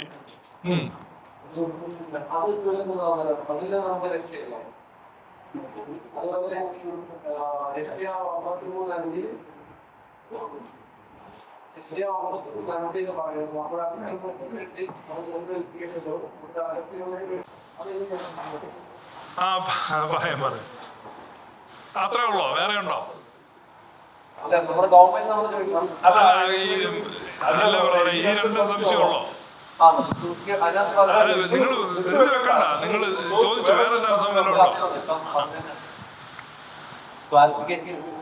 കുഴപ്പമില്ല. അപ്പൊ ഇവിടെ ഇദ്ദേഹം നമ്മളോട് രണ്ട് ചോദ്യം ചോദിച്ചിട്ടുണ്ട്. ഒന്ന്, ഞങ്ങൾക്ക് വേണ്ടി കുരിശിക്കപ്പെട്ടു എന്ന് പറയുന്നുണ്ടല്ലോ. പിന്നെ ഉള്ളത് യെശയ്യാ പ്രവചനം 53 അധ്യായത്തിൽ നിന്നുള്ള ഒരു വാക്യമാണ്. അതാണ് ഞാൻ പറഞ്ഞത്, ഞങ്ങൾക്ക് വേണ്ടി കുരിശിക്കപ്പെട്ടു എന്ന് പറഞ്ഞാൽ ക്രിസ്തുവിനോട് ഇത് പറയുന്ന ആരാണ്? ഞങ്ങൾക്ക് വേണ്ടി കുരിശിക്കപ്പെട്ടു എന്ന് പറഞ്ഞാൽ അരിമത്യക്കാരൻ യോസഫും നിക്കോദിമോസുമാണ് ഇത് പറയുന്നത് ഞങ്ങൾക്ക് വേണ്ടി. പിന്നീട് സഭ അതിനെ ഏറ്റുചൊല്ലുന്നതാണ്. അപ്പൊ ഞങ്ങൾക്ക് വേണ്ടി കുരിശിക്കപ്പെട്ടു എന്ന് പറഞ്ഞാൽ ഇവർക്ക് ആ ദൈവത്തെ മനസ്സിലാക്കി കൊടുക്കാനാണ് ഇദ്ദേഹം വന്നത്. ഇപ്പൊ ഈ ഒരു കമ്മ്യൂണിസ്റ്റ് പാർട്ടിയുടെ പ്രവർത്തകർ അല്ലെങ്കിൽ കമ്മ്യൂണിസ്റ്റുകാരുടെ ആളാകുമ്പോ, ഞങ്ങളൊക്കെ കമ്മ്യൂണിസ്റ്റ് പാർട്ടിയിലുണ്ടായിരുന്ന മുദ്രാവാക്യം വിളിക്കുമ്പോ കയ്യൂരിലും കരിവള്ളൂരിലും പുന്നപ്പുറയിലും വയനാറിലും സ്ഥലത്തെല്ലാം മറന്നുപോയി. കയ്യൂരിൽ കരിവള്ളൂരിൽ പുന്നപ്പുറയിൽ വയനാറിൽ ഞങ്ങൾക്കായി മരിച്ചവരെ നിങ്ങൾക്കായി അഭിവാദ്യം. ഇതാണ് കയ്യൂരിലും കരിവള്ളൂരിലും പുന്നപ്പുറയിലും വയനാറിലും ഞങ്ങൾക്കായി മരിച്ചവരെ നിങ്ങൾക്കായിരം അഭിവാദ്യം. എന്താ അഭിവാദ്യമാണ്? അവരെ ചെങ്കൊടി പിടിച്ചു പോയി. ആ ചെങ്കൊടി പിടിച്ചു പോയപ്പോൾ ആ ചെങ്കൊടിയുടെ ശത്രുക്കൾ അവരെന്ത് ചെയ്തു?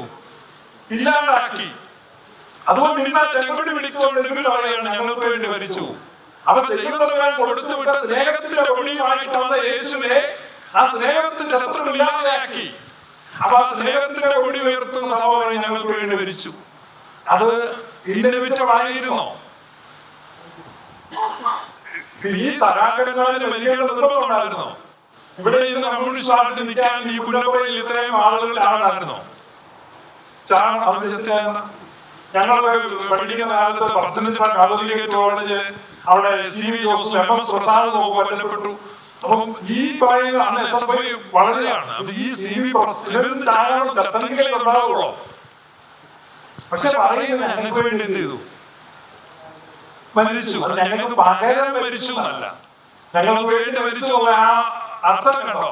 ഇപ്പൊ ആ പ്രധാന ചോദിച്ചത് ഈ പറഞ്ഞ വെസ്റ്റേൺ ഗോസ്പൽ ഇങ്ങനെ നമ്മൾ കേട്ടു. അതിനെ പറയുന്നത് പീനൽ സബ്സ്റ്റിറ്റ്യൂഷൻ അറ്റോൺമെന്റ് തിയറി എന്നാണ്. PSAT എന്ന് പറഞ്ഞാൽ പീനൽ സബ്സ്റ്റിറ്റ്യൂഷൻ അറ്റോൺമെന്റ് എന്ന് പറഞ്ഞാൽ പാപത്തിന് പകരമായിട്ട് യേശുവിനെ വധിച്ചു എന്ന് പറയുന്ന ഒരു സിദ്ധാന്തമാണ് PSAT തിയറി.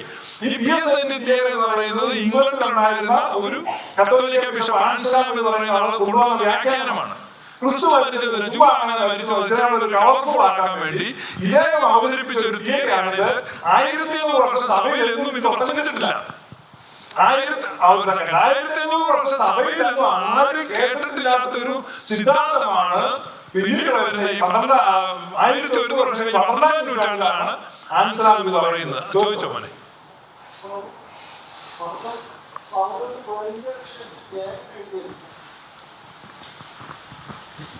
ഏത് നൂറ്റാണ്ടിലാണ് പൗലോസ് കൊരിന്ത്യർക്ക് ലേഖനം എഴുതിയത്? 1-ാം നൂറ്റാണ്ടിലാണ്. 1 കൊരിന്ത്യർ 15:3 കാണിക്കാൻ പറ്റും? അതില് വായിച്ചു. ക്രിസ്തു നമ്മുടെ പാപങ്ങൾക്ക് വേണ്ടി മരിച്ചതായി തന്നെയാണ് ഞാൻ സ്വീകരിച്ചതും ശാസ്ത്രങ്ങളിൽ എഴുതിയിരിക്കുന്ന പ്രകാരം നിങ്ങളോട് പറഞ്ഞു തന്നതും. അതായത് പുള്ളി പറയാണ്, ഞാൻ അങ്ങനെ തന്നെയാണ് നിങ്ങൾക്ക് പറഞ്ഞു തന്നത്, അതിൽ മാറ്റമൊന്നുമില്ല. ആ വാക്യം കാണിച്ചോ?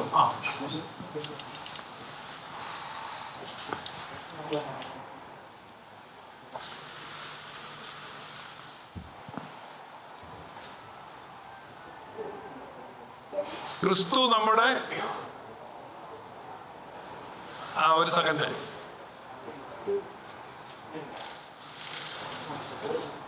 ഓക്കെ അപ്പം എന്താ പറഞ്ഞു, കുഴപ്പമുണ്ടോ? അപ്പൊ ഇതേ ഒരു ചോദ്യം ചോദിച്ചിരിക്കുകയാണ്. പക്ഷെ അദ്ദേഹം ആദ്യം ചോദിച്ച ചോദ്യം ഇങ്ങനെ നിൽക്കുകയല്ലേ, അപ്പൊ അതിന് ഉത്തരം പറഞ്ഞിട്ട് നിങ്ങൾ അങ്ങോട്ട് വരാം കേട്ടോ. അപ്പൊ അവിടെ അദ്ദേഹം യെശയ്യാപ്രവചനം 53 പറഞ്ഞത്. ക്രിസ്തു നമ്മുടെ പാപങ്ങൾക്ക് വേണ്ടി മരിച്ചു. അപ്പൊ എന്താണ് ഈ പാപങ്ങൾക്ക് വേണ്ടി മരിക്കുന്നത്? പാപങ്ങളെ ഫോർ അവർ സിൻസ് എന്ന് പറഞ്ഞാൽ സിന്നിനെ സപ്പോർട്ട് ചെയ്യാനല്ലേ. ഫോർ ആൻഡ് എഗനിസ്റ്റ് ആണല്ലോ പറയുന്നത്. ഇപ്പൊ പിണറായി വിജയൻ, ഫോർ പിണറായി വിജയൻ, പിന്നെയുള്ള ഏതാ? എഗനിസ്റ്റ് പിണറായി വിജയൻ. അപ്പൊ ഫോർ അവർ സിൻസ് എന്ന് പറഞ്ഞു കഴിഞ്ഞാൽ നമ്മുടെ പാപങ്ങളെ എന്ത് ചെയ്യാനാ? പ്രോത്സാഹിപ്പിക്കാനാണ് യേശു മരിച്ചത്. നമ്മൾ ശരിക്കും ലിറ്ററലി അങ്ങോട്ട് മനസ്സിലാക്കി കഴിഞ്ഞാൽ, അപ്പൊ ഇത് നമ്മൾ മനസ്സിലാക്കേണ്ടത് ക്രിസ്തു നമ്മുടെ പാപങ്ങൾ നിമിത്തം മരിച്ചു. ക്രിസ്തു നമ്മുടെ പാപങ്ങൾ നിമിത്തം മരിച്ചു. ക്രിസ്തു നമ്മുടെ പാപങ്ങൾ നിമിത്തം മുറിവേൽപ്പിക്കപ്പെട്ടു. എന്നാൽ ക്രിസ്തുവിന്റെ ശരീരത്തിൽ കാണുന്ന ഓരോ ക്ഷതങ്ങളും ഓരോ മുറിവുകളും നമ്മുടെ പാപമാണ്. It is our sin. കാരണം അവനെ നമ്മൾ ഉപദ്രവിച്ചു. നീതിമാനായവനെ നമ്മൾ എന്ത് ചെയ്തു? ഉപദ്രവിച്ചു. നീതിമാനായവനെ നമ്മൾ വധിച്ചു. അത് നമ്മുടെ പാപമാണ്. ഇനി അതിന് തെളിവ് എന്താണെന്ന് ചോദിച്ചാൽ, ഇതിന് ക്ലാരിറ്റി നൽകുന്ന പത്രോസ് ശ്ലീഹായുടെ പ്രസംഗമാണ്. പെന്തക്കോസ്ത് നാളിൽ പത്രോസ് ശ്ലീഹ പ്രസംഗിക്കുന്നത് എന്താണ്? യേശു ക്രിസ്തുവിന്റെ കുരിശുമരണത്തെ അങ്ങോട്ട് പറയാണ്, നിങ്ങൾ അവനെ അധർമ്മികളുടെ കൈകളാൽ തറപ്പിച്ചു കൊന്നു. You did that. നിങ്ങൾ കൊന്നു. കേട്ടോണ്ട് നിൽക്കുന്ന ജൂതന്മാരോടാണ്, നിങ്ങൾ കൊന്നു. അത് കേട്ട ജൂതന്മാരുടെ ഹൃദയത്തിൽ എന്ത് ചെയ്തു? കുത്തുകൊണ്ടു. എന്നിട്ട് അവര് ചോദിച്ചു, ഞങ്ങൾ എന്ത് ചെയ്യണം? അപ്പൊ പറയാണ്, നിങ്ങളുടെ പാപങ്ങളുടെ മോചനത്തിനായി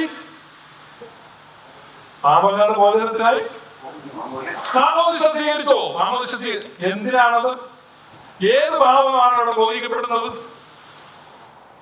ഏത് പാപമാണ് മോചിക്കപ്പെടുന്നത് അറിയോ? ഏത് പാപമാണ് മോചിക്കപ്പെടുന്നത്? ആ ക്രിസ്തുവിനെ ക്രൂശിച്ച പാപം. അതാണ് അവരെ കുത്തുകൊണ്ടത് എന്നാണ്. അയ്യോ, ഞങ്ങളാണല്ലോ ഇത് ചെയ്തത്. അപ്പൊ പറയാണ്, ഒരു കാര്യം ചെയ്ത് ഞങ്ങളുടെ കൂടെ കൂടിക്കോ. ഞങ്ങൾ അവന്റെ ശിഷ്യന്മാരാണ്, അനുയായികളാണ്, സഹോദരന്മാരാണ്. You can join with us. അപ്പൊ അവനെ ക്രൂശിച്ചവരിൽ നിന്ന് ഇങ്ങോട്ട് മാറാണ്. അല്ലാതെ പാപത്തിന് വേണ്ടി എന്നുള്ളൊരു കോൺസെപ്റ്റ്. ഇനി ഞാൻ പറഞ്ഞൊരു ഹൈപ്പോത്തറ്റിക്കൽ ആയിട്ടുള്ള ഒരു ഇമാജിനേഷൻ, ഞാൻ അത് പറഞ്ഞുകൊണ്ടിരുന്നപ്പോഴാണ് അത് ഈ ചോദ്യം ഇടയ്ക്ക് ചോദിച്ചത്. അത് ഞാൻ പറയാം. അപ്പൊ ഒരു ക്ലാരിറ്റി വരും. ഇപ്പം എന്നാ മോന്റെ പേരനാ? എന്തോ മാത്യു. നല്ല പേരാ. അപ്പൊ മാത്യു അതിൽ പറയാനുണ്ടോ? അല്ല, ഇതേ മൈക്കും കൂടെ അങ്ങോട്ട് പോകുന്നോണ്ടാണ് ഞാൻ ചോദിച്ചത്. പുള്ളിക്ക് വലിയ പ്രതീക്ഷ മാത്യുവില്ല. അപ്പൊ നമ്മൾ പറഞ്ഞെന്താന്ന് വെച്ചാൽ, ഇപ്പൊ ഒരു ഹൈപ്പോത്തറ്റിക്കൽ ആയിട്ട് നമ്മൾ ഇമാജിൻ ചെയ്യാം കേട്ടോ. മാത്യു ഇനി ചോദിക്കാം കേട്ടോ. അത് പ്രശ്നം നമുക്ക് ചർച്ച ചെയ്യാം, അത് പ്രശ്നം. അപ്പൊ നമ്മള് ഈ യേശുവിനെ കുരിശിക്കുന്ന ആ സ്ഥലത്ത് നിങ്ങളെ അങ്ങ് കൊണ്ടു നിർത്തുക. ആ ദിവസം ഒരു ടൈം ട്രാവൽ ചെയ്ത് കൊണ്ടുപോകാന്ന് വെച്ചു. മനസ്സിലായി? ടൈം ട്രാവൽ എന്ന് പറഞ്ഞാൽ അറിയത്തില്ലേ, ഇങ്ങനെ സമയത്തിന് അതുകൂടെ കൊണ്ടുപോയി നിങ്ങളെ അവിടെ കൊണ്ട് നിർത്തുക. നിങ്ങൾ ആ കുരിശിന്റെ ചവിട്ടിൽ നിന്ന് കുറെ പേര് യേശുവിനെ ക്രൂശിക്കാൻ വേണ്ടി ആണി ശരിയാക്കുന്നുണ്ട്. കുറെ പേര് ഈ തടിയൊക്കെ പിടിച്ച് റെഡിയാക്കുന്നുണ്ട്. അങ്ങനെ അനുദാനങ്ങളൊക്കെ വേണമല്ലോ, വലിയ കർമ്മമാണ്. അവിടെ ഇതൊക്കെ ചെയ്യുന്നത് പട്ടാളക്കാരും ഒക്കെ. അപ്പൊ അവരെ സപ്പോർട്ട് ചെയ്തും അവരെ ഈ എന്ത് ചെയ്യാ ഇളക്കിയൊക്കെ ഇവരിങ്ങനെ നിൽക്കുന്നുണ്ട്. അപ്പൊ കുറെ കാലത്ത് ശീമോനെ അവിടെ നിന്നിക്കൊണ്ട് വന്ന പാർട്ടി കുറെ പേര് അവിടെ എന്ത് ചെയ്തോണ്ടിരിപ്പുണ്ട്? കരഞ്ഞോണ്ടിരിപ്പുണ്ട്. നമ്മുടെ അമ്മ മറിയോ, മറ്റേ കൂശയുടെ ഭാര്യ മറിയോ, അങ്ങനെ ശോശനായും കുറച്ച് പെണ്ണുങ്ങൾ. പിന്നെ ആകെ ആണ്ടരി എന്ന് പറയാൻ പറ്റും നമ്മുടെ ആ പയ്യൻ ആരാ, റോഹനൻ. ഇത്രയുള്ള ചെറിയ ഒരു 5-6 പേരുടെ ചെറിയ സംഘം. അവരിങ്ങനെ കരഞ്ഞോണ്ട് അവിടെ നിൽപ്പുണ്ട്. 2 സംഘമാണ് കുരിശിന്റെ ചുവട്ട്. മാത്യു ഏത് സംഘത്തിൽ ചേരും? അല്ല അത് അതേതല്ല പറയണ്ടേ. കരയുന്ന കൂടെ കൂടുവോ? അല്ല നിങ്ങൾക്ക് രക്ഷ വരുമ്പോ നിങ്ങൾ എന്തേ കരയുന്നു? കേറട്ടെ അങ്ങനെ കേറട്ടെ, കേറട്ടെ അങ്ങനെ കേറട്ടെ, അടിയടാ അടിയടാ ചാടിപ്പോ സമ്മതിക്കരുത്. ഇവരെ കൊന്നാലേ രക്ഷയുള്ളൂ.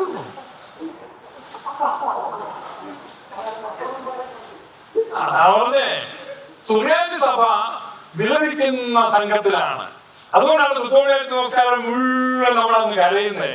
ക്രൂശകരുടെ സംഘത്തിലാണ് പെന്തക്കോസ്തുകാർ. അതുകൊണ്ടാണ് അവർ കുരിശിനെ ഭയങ്കര തകർത്തടാ ഉഗ്ര പരിപാടി. കാരണം നമുക്ക് രക്ഷ വന്നിരിക്കുന്നു. അയ്യോ അയ്യോ നമ്മൾ കരയാണ്.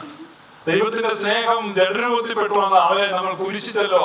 2000 വർഷം മുമ്പ് ചെയ്തു പോയ ആ പാതകത്തെ ഓർത്ത് അനുതാപത്തോടെ ഇപ്പോഴും നമ്മൾ കരയുകയാണ്. കാരണം ദൈവപുത്രനെ നമ്മൾ എന്ത് ചെയ്തിരിക്കുന്നു? കുരിശിച്ചിരിക്കുന്നു. അയ്യോ ദുഃഖവെള്ളിയാഴ്ച നമസ്കാരം നമ്മൾ അങ്ങോട്ട് വായിക്കണം. കാരണം നമ്മൾ ആരുടെ സംഘത്തിലാ? ക്രൂശകർ ആർത്തു എന്ന് പറയുന്ന ആ സംഘത്തിലാണ് നമ്മൾ. We belong to that small group, the weeping group, the mourning group. ആ കരയുന്ന ഗ്രൂപ്പിലാണ് നിൽക്കുന്നത്. അപ്പൊ നമ്മുടെ തിയോളജി നമ്മൾ ഏത് ഗ്രൂപ്പിൽ നിൽക്കുന്നുള്ളതാണ്. നമ്മൾ കരയുന്ന സംഘത്തിൽ നിന്നിട്ടാണ് നമ്മൾ കുരിശിനെ കാണുന്നത്. അല്ലാതെ നമ്മൾ കുരിശിക്കുന്ന സംഘത്തിലല്ല. ഇവരെ സംബന്ധിച്ച് രക്ഷയ്ക്ക് കുരിശ് അനിവാര്യമാണ്. രക്ഷയ്ക്ക് കുരിശ് ആ പറഞ്ഞു എന്താ? പറ. കുഴപ്പമില്ല, ഞാൻ പറഞ്ഞു. മൈക്ക് കൊടുക്കുകയെന്ന് പറഞ്ഞുകൊണ്ട് വാദിച്ചു നിൽക്കാം. പിന്നെ പത്രോസിനോട് യേശുക്രിസ്തു അങ്ങോട്ട് പറഞ്ഞതാ ഞാൻ മരിക്കേണ്ടതാണെന്ന്.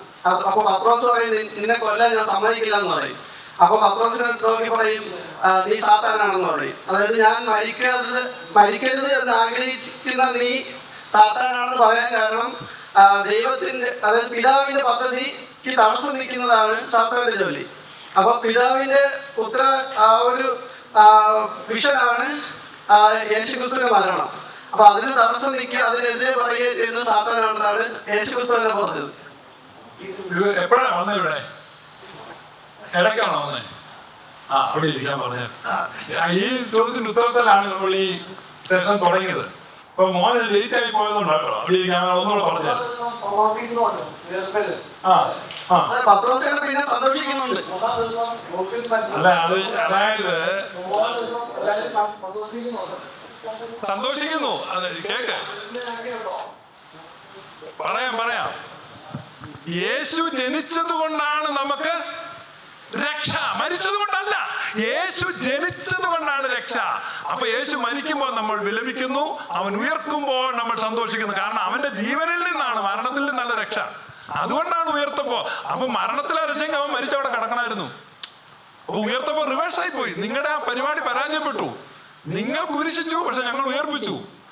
വീണ്ടും അവനെ ജീവനിലേക്ക് കൊണ്ടുവന്നു. അപ്പൊ അവന്റെ ജീവനിൽ നിന്നാണ് നമുക്ക് ജീവനിലേക്ക് കിട്ടുന്നത്. അല്ല അവന്റെ മരണത്തിൽ നിന്നല്ല, ജീവനിൽ നിന്നാണ്. അത് ഈ ദൈവിക പദ്ധതിയെ ആര് തകർക്കാൻ ശ്രമിച്ചു?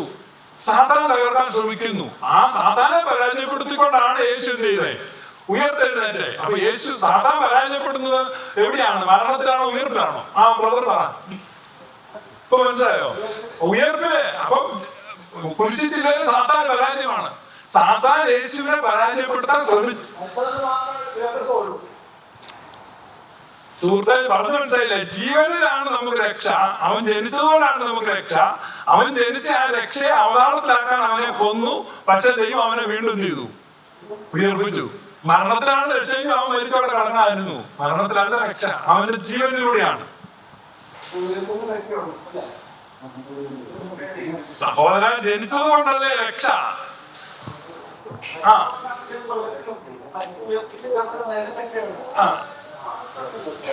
അതായത് ഞാൻ പറഞ്ഞതാണ് ഈ 3 കാര്യങ്ങളും പറഞ്ഞിട്ടുണ്ടല്ലോ പ്രവചനത്തിൽ പറഞ്ഞിട്ടുണ്ട്. ഞാൻ 3 കാര്യം ജനിക്കുമെന്നും മരിക്കുമെന്നും ഉയർത്തെഴുന്നേൽക്കുമെന്നും പറഞ്ഞിട്ടുണ്ട്. അപ്പൊ ഇതിൽ ഒന്ന് സംഭവിച്ചില്ലെങ്കിൽ എല്ലാം തീർന്നു. ജനിക്കാൻ വേണം, മരിക്കാൻ വേണം, ഉയർക്കാൻ വേണം.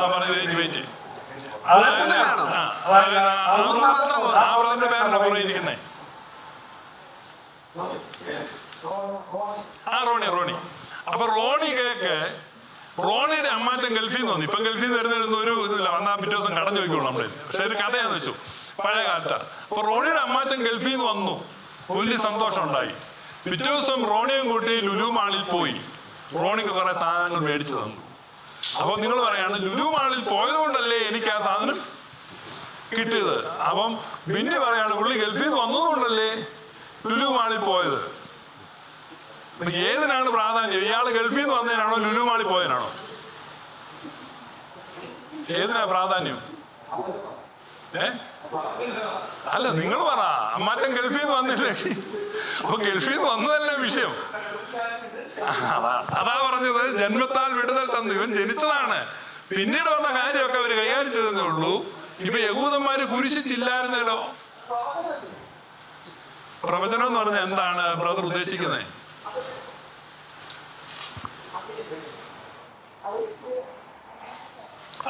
അത് യെശയ്യാവും യിരെമ്യാവും അങ്ങനെ തുടങ്ങി ദാവീദ് വരെ പ്രവചിച്ച പ്രവചനം. ഒരു സങ്കീർത്തനത്തിലാണ് യേശു ജനിക്കുന്നതും മരിക്കുന്നതും ഉയർക്കുന്നതും. ഈ സഹോദരനൊരു കാര്യം മനസ്സിലാക്കണം. ഈ പ്രവചനത്തെ പറ്റി നിങ്ങൾക്ക് നല്ല തെറ്റിദ്ധാരണയുണ്ട്. ഈ പ്രവചനം എന്നാല് യെശയ്യാവ് പ്രവചിച്ചത് കൊണ്ടാണോ? ഈ ശ്രദ്ധിച്ചേക്കണം ചോദ്യം കേട്ടോ. യെശയ്യാവ് പ്രവചിച്ചത് കൊണ്ടാണോ യേശുവിനെ ക്രൂശിച്ചത്, അതോ യേശുവിനെ ക്രൂശിക്കുമെന്നത് കൊണ്ട് യെശയ്യാവ് പ്രവചിച്ചാണോ? ഏതാ ശരി? ഏതാ ശരി? അതാ പിതാവിന്റെ തീരുമാനമാണ്.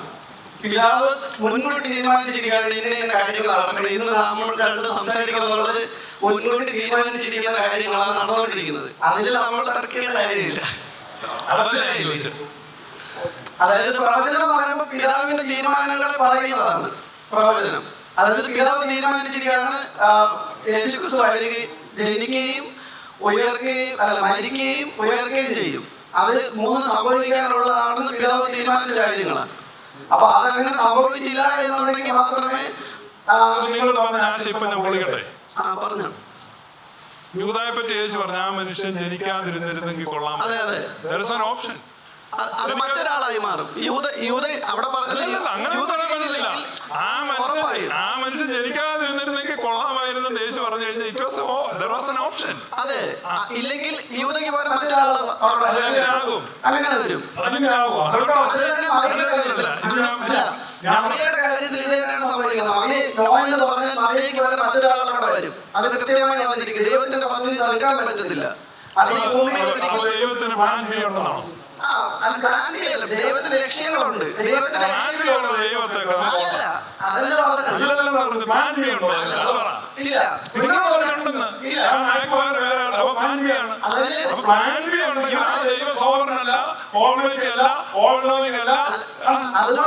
ബി ഇല്ലാത്തത്. ഡ്രീം ദൈവത്തിനുള്ളതല്ല പറഞ്ഞത്, അത് നമ്മുടെ ചിന്തയാണ് പറഞ്ഞത്. അപ്പൊ ദൈവത്തെ പറ്റി അടിസ്ഥാനപരമായി മാത്യുവിന് വികലമായ ധാരണകൾ ഉള്ളതുകൊണ്ടാണ് ഈ ചിന്തകൾ വരുന്നത്. ഞങ്ങൾ ഇവിടെ ഇരിക്കുന്ന ആളുകളെ സംബന്ധിച്ച് ദൈവത്തെ പറ്റി ബെറ്റർ അണ്ടർസ്റ്റാൻഡിങ് ആണ് ഉള്ളത്. അപ്പൊ ദൈവം ഒരിക്കലും പ്ലാൻ ബി ഇല്ല. God never keep A plan B. Plan B എന്ന് പറഞ്ഞാൽ പ്ലാൻ എ പരാജയപ്പെടുമ്പോൾ എടുക്കാനുള്ളതാണ്. അപ്പൊ ദൈവം ഒരു പ്ലാൻ ബി വെച്ചോണ്ടിരിക്കുകയാണെങ്കിൽ അത് തന്നെയാണ് ഇപ്പൊ ഏതെങ്കിലും പാവം ഇനി പ്ലാൻ ബി ഇറക്കാം. ഞാൻ ആദ്യം ഒരു ഉദാഹരണം പറഞ്ഞു കേട്ടോ. അത് മാത്യുവിന് വേണ്ടി ഒന്നുകൂടെ പറഞ്ഞുകൊണ്ട് ഈ സെഷൻ നമുക്ക് വൈൻഡപ്പ് അടുത്ത സെഷനിൽ ബാക്കി പറയാം. അതായത് ഒരു ഒരു ഒരു തണ്ണിമത്തൻ കൃഷി ചെയ്യുന്ന ഒരു സ്ഥലം ഉണ്ടായിരുന്നു. തണ്ണിമത്തൻ കൃഷി, ഒരു വലിയ തണ്ണിമത്തൻ കൃഷിക്കാരനാണ്. ഇയാൾ ഇങ്ങനെ തണ്ണിമത്തൻ കൃഷി ചെയ്തോണ്ടിരിക്കും. അപ്പൊ തണ്ണിമത്തൻ കൃഷി ചെയ്യുന്നതിന് അടുത്ത് കുറച്ച് ഫ്രീ സ്ഥലമുണ്ട്. അവിടെ കുറെ പിള്ളേർ ക്രിക്കറ്റ് കളിക്കുന്നുണ്ട്. പിള്ളേർ ഇങ്ങനെ ക്രിക്കറ്റ് കളിച്ചോണ്ടിരിക്കുന്നതിനിടയിൽ തണ്ണിമത്തങ്ങ ഓടിച്ചു തിന്നു. അങ്ങനെ കുറെ നാള് കൊണ്ട് കുറേയേറെ തണ്ണിമത്തങ്ങ ഈ കർഷകന്റെ ഈ പിള്ളേർ കട്ടെടുത്ത് തിന്നു. ഒരു ദിവസം ഈ പിള്ളേർക്ക് അങ്ങ് ഒരു കുറ്റബോധം തോന്നി, നമ്മൾ ചെയ്യുന്ന തെറ്റാണ്, പാവം കർഷകൻ ഇങ്ങനെ ബുദ്ധിമുട്ടിക്കും. അതുകൊണ്ട് ഈ പിള്ളേരൊരു പ്രതിനിധി അയക്കുകയാണ്. അപ്പൊ ഈ കർഷകൻ ചേട്ടന്റെ അടുത്ത് നിന്ന് ഇവര് പറയാണ്, ഞങ്ങളുടെ അറിവില്ലായ്മ കൊണ്ടും കൊതി കൊണ്ടും ഒക്കെ ഞങ്ങളുടെ ക്ഷീണം കൊണ്ട് ക്രിക്കറ്റ് കളിച്ചപ്പോ കുറച്ച് തണ്ണിമത്തങ്ങളൊക്കെ പറിച്ചു തിന്നു, അങ്ങ് ഞങ്ങളോട് ക്ഷമിക്കണമേ. അപ്പൊ കർഷകൻ പറഞ്ഞു ക്ഷമിക്കാൻ പറ്റൂല. അപ്പൊ പിന്നെ പറഞ്ഞു ഞങ്ങളോട് ക്ഷമിക്കണം, കാരണം ഞങ്ങൾ ഇങ്ങനെ തിന്നുപോയി. കർഷകൻ പറഞ്ഞു പറ്റൂല. അപ്പൊ പറഞ്ഞു ഇന്ന് ക്ഷമിക്കണമേ. ക്ഷമിക്കാം, പക്ഷെ ഒരു കാര്യം, എനിക്ക് +1 പഠിക്കുന്ന ഒരു മോനുണ്ട്. ഞാൻ നിങ്ങൾ ക്രിക്കറ്റ് കളിക്കേണ്ട ഗ്രൗണ്ടിലോട്ട് അവനെ പറഞ്ഞു വിടും. നിങ്ങളെല്ലാവരും വട്ടത്തിൽ നിന്ന് നിങ്ങളുടെ ക്രിക്കറ്റ് മാറ്റുകൊണ്ട് അവനെ അടിച്ചു കൊല്ലണം. ഒന്നിട്ടുള്ള അതിനെ ഞാൻ ക്ഷമിക്കാം. വെസ്റ്റേൺ സുവിശേഷത്തിന്റെ ഭ്രാന്താണിത്. ദൈവം തന്റെ പുത്രനെ അയച്ചു, അവൻ ഇവിടെ കൊന്നെങ്കിൽ ദൈവത്തെ നമ്മളോട് ക്ഷമിക്കാൻ പറ്റുള്ളൂ. അപ്പൊ ദൈവം തന്റെ നിലയിലാണ് ഇരിക്കുന്നത്. That is not gospel, that is nonsense. We preach pure gospel, pure unaltered form of glorious gospel. അല്ലാതെ ഇത്തരത്തിലുള്ള റബ്ബിഷോ നോൺസെൻസോ അല്ല. നമ്മൾ ഈ സെഷൻ വൈൻഡ് നമ്മൾ ലഞ്ച് കഴിഞ്ഞിട്ട് you continue your questions. No problem. Okay.